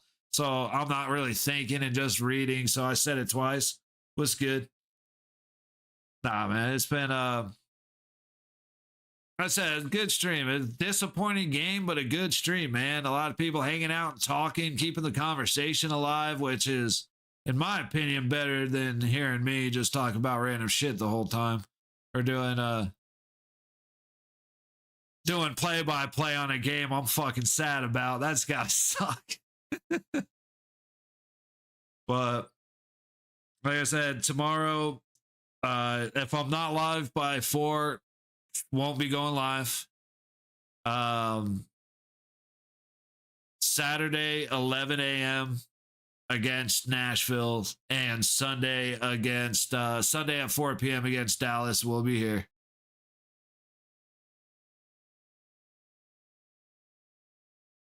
Gonna be here for as many days in a row for playoffs. I'm looking to watch playoff teams so that I can start getting a vibe for what to expect. And then maybe we'll do a bracket. Yeah, we're here for it, Trevor. I'm a little bit behind you, but we do have it up. But playoffs are going to be awesome, man. I'm looking forward to it. That's like 6 hours, 7 hours of straight, hardcore, impressive hockey. I love every minute of it. All right, LA's going to take it first. Doughty all the way back behind Kempfer. Kempe and Panarin with him. He goes low side, pass ahead to Kempe. Panarin's on the high wall. Kempe in on the low boards. Back to Doughty. He misses them, and Doughty will reset. Pass ahead to Kempe. Into the zone with speed. Makes a good move. Swings around the back of the net. Tries to feed it across the middle to Panarin, but misses him. All the way back down into LA's zone. Flyers getting fresh skaters. Doughty with a great pass up to Panarin. He shoots and is fought off by Earson. Back to Doughty at the red line. That should have been a slash. What the fuck was that? The first one was fine, but the second one definitely looked like it was on the hands. LA turns it over. I'd be bitching if I was the Kings. Pass up ahead. Flyers in from the top dot. Kemper makes the save and gloves it. Jeez, I cannot breathe through my nose, dude. Holy shit.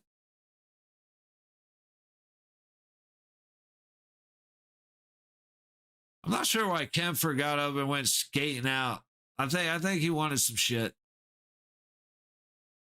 Yeah, big blocker saved by Earson. I think it would have gone wide, but no need to risk it. Sagres and Kopitar on the top dot in the LA zone. LA wins it. Clark gets forced back. Kopitar collects, and Philly is just on full attack mode. They want LA. Make a play, dude. You're going to turn it over to me. Make a play to beat me. And I like that, but that's going to be a little risky. We'll see, brother. I'm with you on that. Beat LA. We don't need anybody in our division gaining points. Byfield with speed to the low dot, straight across the crease. He runs into Earson, but can't get the puck anywhere close to the back of the net. No, go Keys. Vegas fans sick of me. Go Oilers. Then why would you come in here? That is wild. Go Oilers. Oh, okay. I actually appreciate you saying go Oilers, because then I know your opinion doesn't matter for a fucking thing. You could tell me the sky's blue. I'm going to poke my head out the door to double check it. Kempe called offside as the pass comes ahead. Again, people just popping in and dropping some random thoughts, but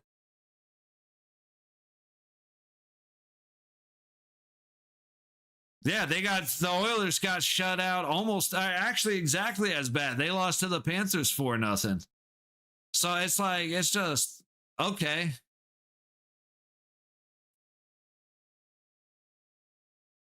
And besides, wait, you're an Oilers fan and a Kings fan. So no, you're not a fan of either. You're just here talking shit, which doesn't make sense to me, but you do you, boo-boo. Because, like, I know you're full of shit when you say you're an Oilers fan, but when you say you're a Kings and an Oilers fan, fucking hell.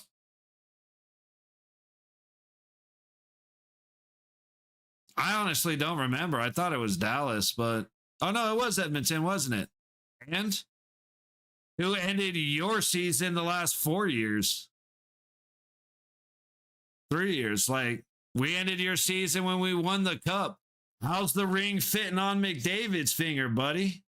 Like I said, I know you're just talking shit because it goes beyond logic to be a fucking Kings and an Oilers fan. Like, that's just stupid. You got to make better decisions than that when you're trying to troll, man, because that's just obvious. It's like, even if you were an Oilers fan, it's like, how's it feel having a player that's going to lift every single trophy except the one that matters? Actually beat the Panthers in the final, right? There, attaboy, Xavier. You know what's up. LaFerriere feeds it to Byfield, expecting a shot, but Byfield carries it back out high. LaFerriere dumping it back down to the low baseline, but Byfield cycles up, a little delay and leaving it back. But he drops it to number 14. LaFerriere then skates back out into neutral. It is, Trevor. Dowdy with 1:05 on the clock, into the zone on the low wall. Byfield gets knocked away by Zegras. And now Philly. Eagles fans stop. Eagles fans stop. Oh. Yeah, because that has anything to do with anything. Cool. Can't be back the other way. Yeah, it's probably the same dude that's just hanging out in here. It's whatever. Like I said, it is what it is. There's a point where it's just way too obvious, so it's just whatever, dude. Mitchkov with speed to the high dot. 25 seconds on the clock. Cycling back. LA gives him room, but Panarin makes a great pass or a great stick play to interrupt the pass to Drysdale. Now he's got to win the foot race back. Panarin makes another great defensive play. And he's in the zone through his own legs, pass across, but Clark slowed down. Clark didn't expect Panarin to have the ability to make the play. And overtime is over. Exactly, Wink. It's what it is. Buying your way to a cup. That's tourists who don't know puck.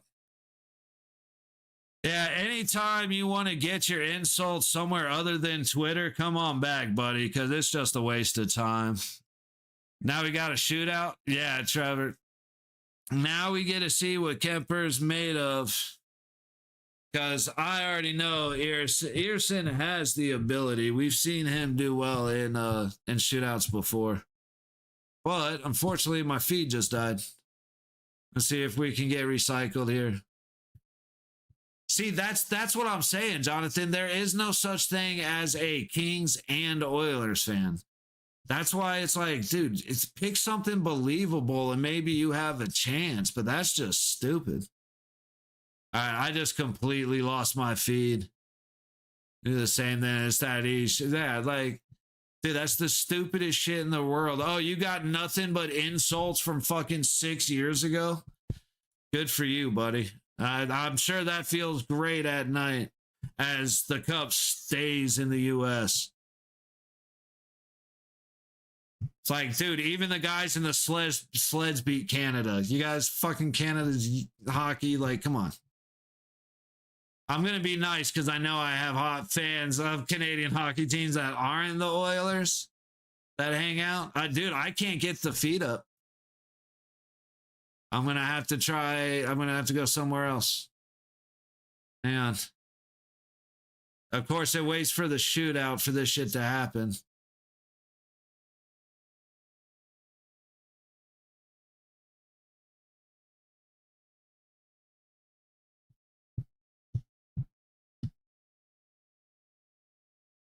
I was losing back to back. It's hockey. Do you think that none of the teams you pretend to enjoy have ever lost back to back? Like, what are we even doing here, dude? All right, I'm still trying to find it. I can't. Like I said, the feed shit out. I think I got one. All right, Philly is up 1-0. Shootout round 2.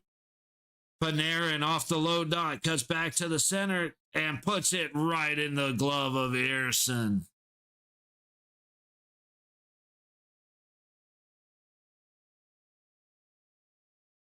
Okay, so okay. So your original statement was a load of crock, just a load of shit. So let me say something else, like, bro, whatever. I'm done. Flyers now from the low dot. Make it. And that is it. The Flyers have won it in a shootout. Look at that. Both, man, you like two teams and neither of them won. And you're going to come in talking shit. That is just fucking confidence from another laugh, or from another level. Good for you, buddy. See you then. You can, like I said, you can hop on TikTok and try to find some new insults. Maybe you'll come back here. You got a week to write them down. Utterly pointless. Flyers are something else, though. Sabres are well, right? Dude, Xavier, they pull shit out of their ass all the time. It's the wildest thing. Ooh, double team loser, right? Like I said, bro, yeah, Flyers do end up taking it in the shootout. I said, we'll see, you know, come up with all the little funny things you want to say that makes you laugh. And then as of right now, Edmonton's ahead of us, brother.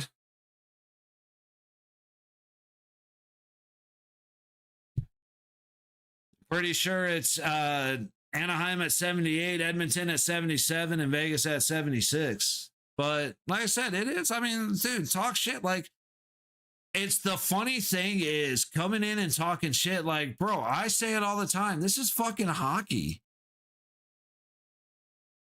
Yes, the team of grown adults who I do not know did not play as well as another group of adults who I do not know. Like, it's cool when they win. It's a bummer when they lose. Besides that, like, okay. Again, Edmonton, McDavid lifting every trophy that is in the Stanley Cup. Good for him. Yes. A silver medal probably fits nice and tight around his neck. Good job, buddy. Next. So I'll just leave a like, attaboy, wink. You come back here. You better come back here as a sub, motherfucker. Okay, well, that was fun. Never met any NHL players either. See, like, I've met and talked to NHL players, but I don't fucking know them. Like, I'm not putting every ounce of energy of my life and my happiness in the Golden Knights. Like, that's just stupid. Like, I get, like, obviously I'm a fan. Obviously there's emotion when they win. There's emotion when they lose. But then I turn the TV off and I fucking do something else. Like, yeah. 82 games we're going to lose. Vegas has sucked for the past month. Whatever. We'll still see you at 11 a.m. on Saturday when we go and play Nashville and most likely lose to the Predators.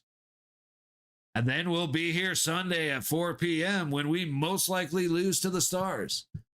All good, bud. Let's have some fun. Let's enjoy some hockey. Tomorrow, I am considering the Devils and the Capitals. If I'm not here by 4, then I don't expect to stream.